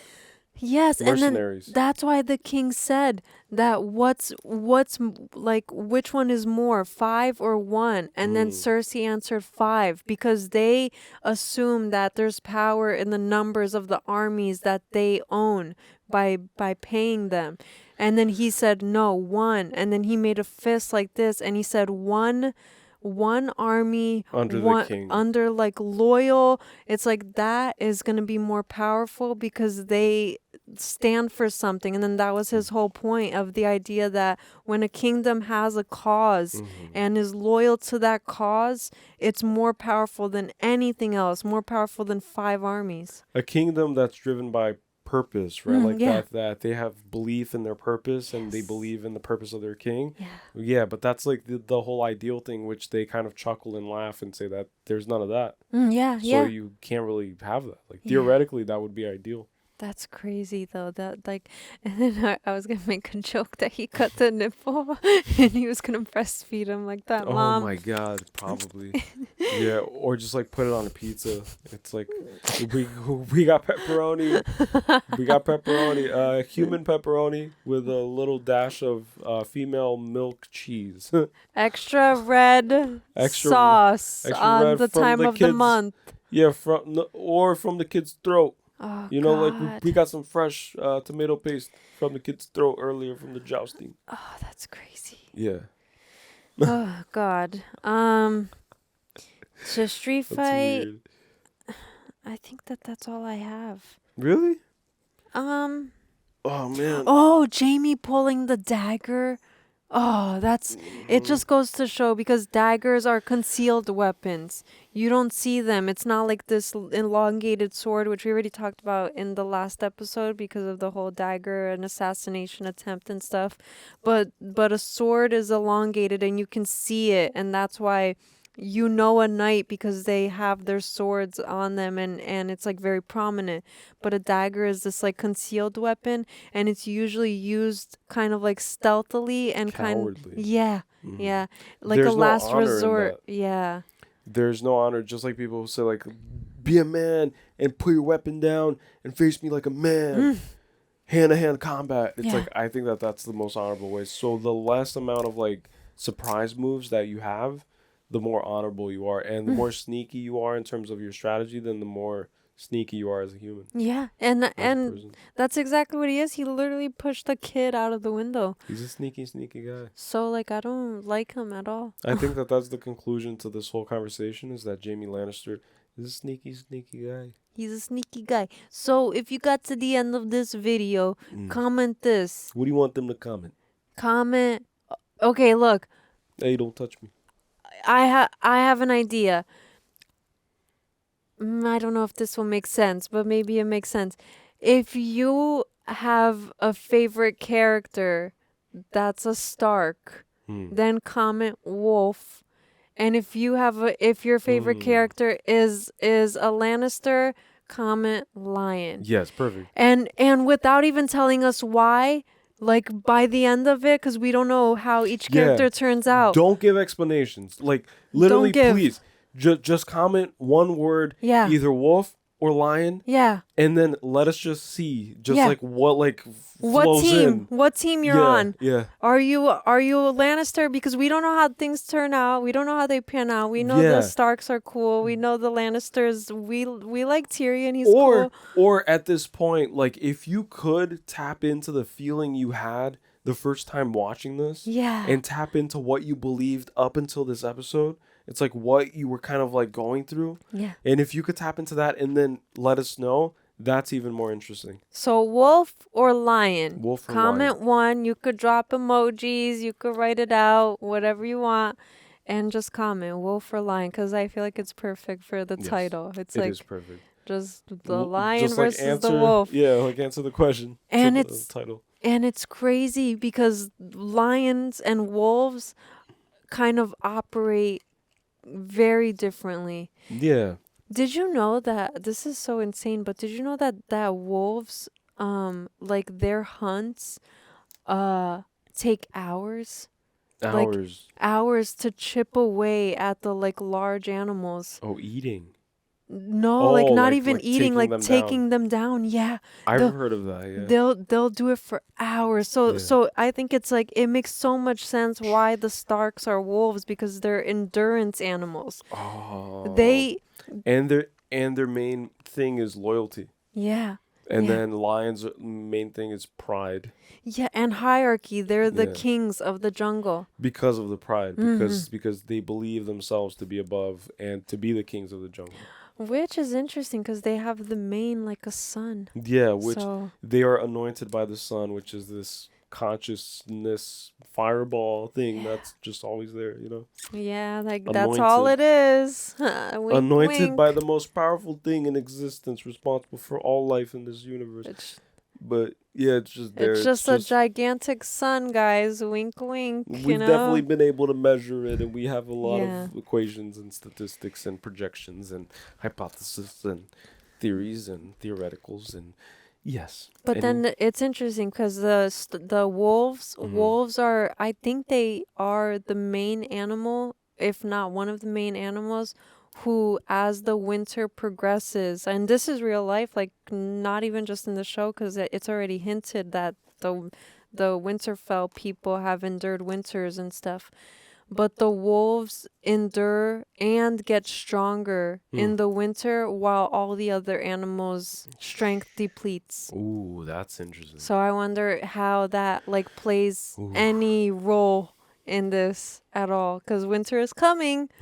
So what does that mean for everybody who's used to laying out in the sun? You're going to end up being kind of like weakened. Feeling that you're always anointed, right? Yeah. And that you've been anointed for 17 years, I'm assuming, right? Ever since Cersei has been queen. It's like you've been anointed and you've been living the high of your lives and you've accumulated wealth and you've built a nice big batch of money to manipulate the world and get your way. and establish yourself as the pride of the pack and the pride of all the animals. Yeah. Especially in the vacuum and in the aftermath of those who control dragons, you know, like what's stronger than the lion is the king of the jungle until a dragon pops up. Yes. Yeah, I think the dragon is the ultimate. Like, you can't beat a dragon. If we're just talking about the actual animals and stuff. Imagine both of them fighting. The dragon, the lion is literally the size of the skull of that dragon. Yeah. It's like, are you nuts? Smaller. He's gonna just swallow you. He's gonna burn you, freaking make a churrasco.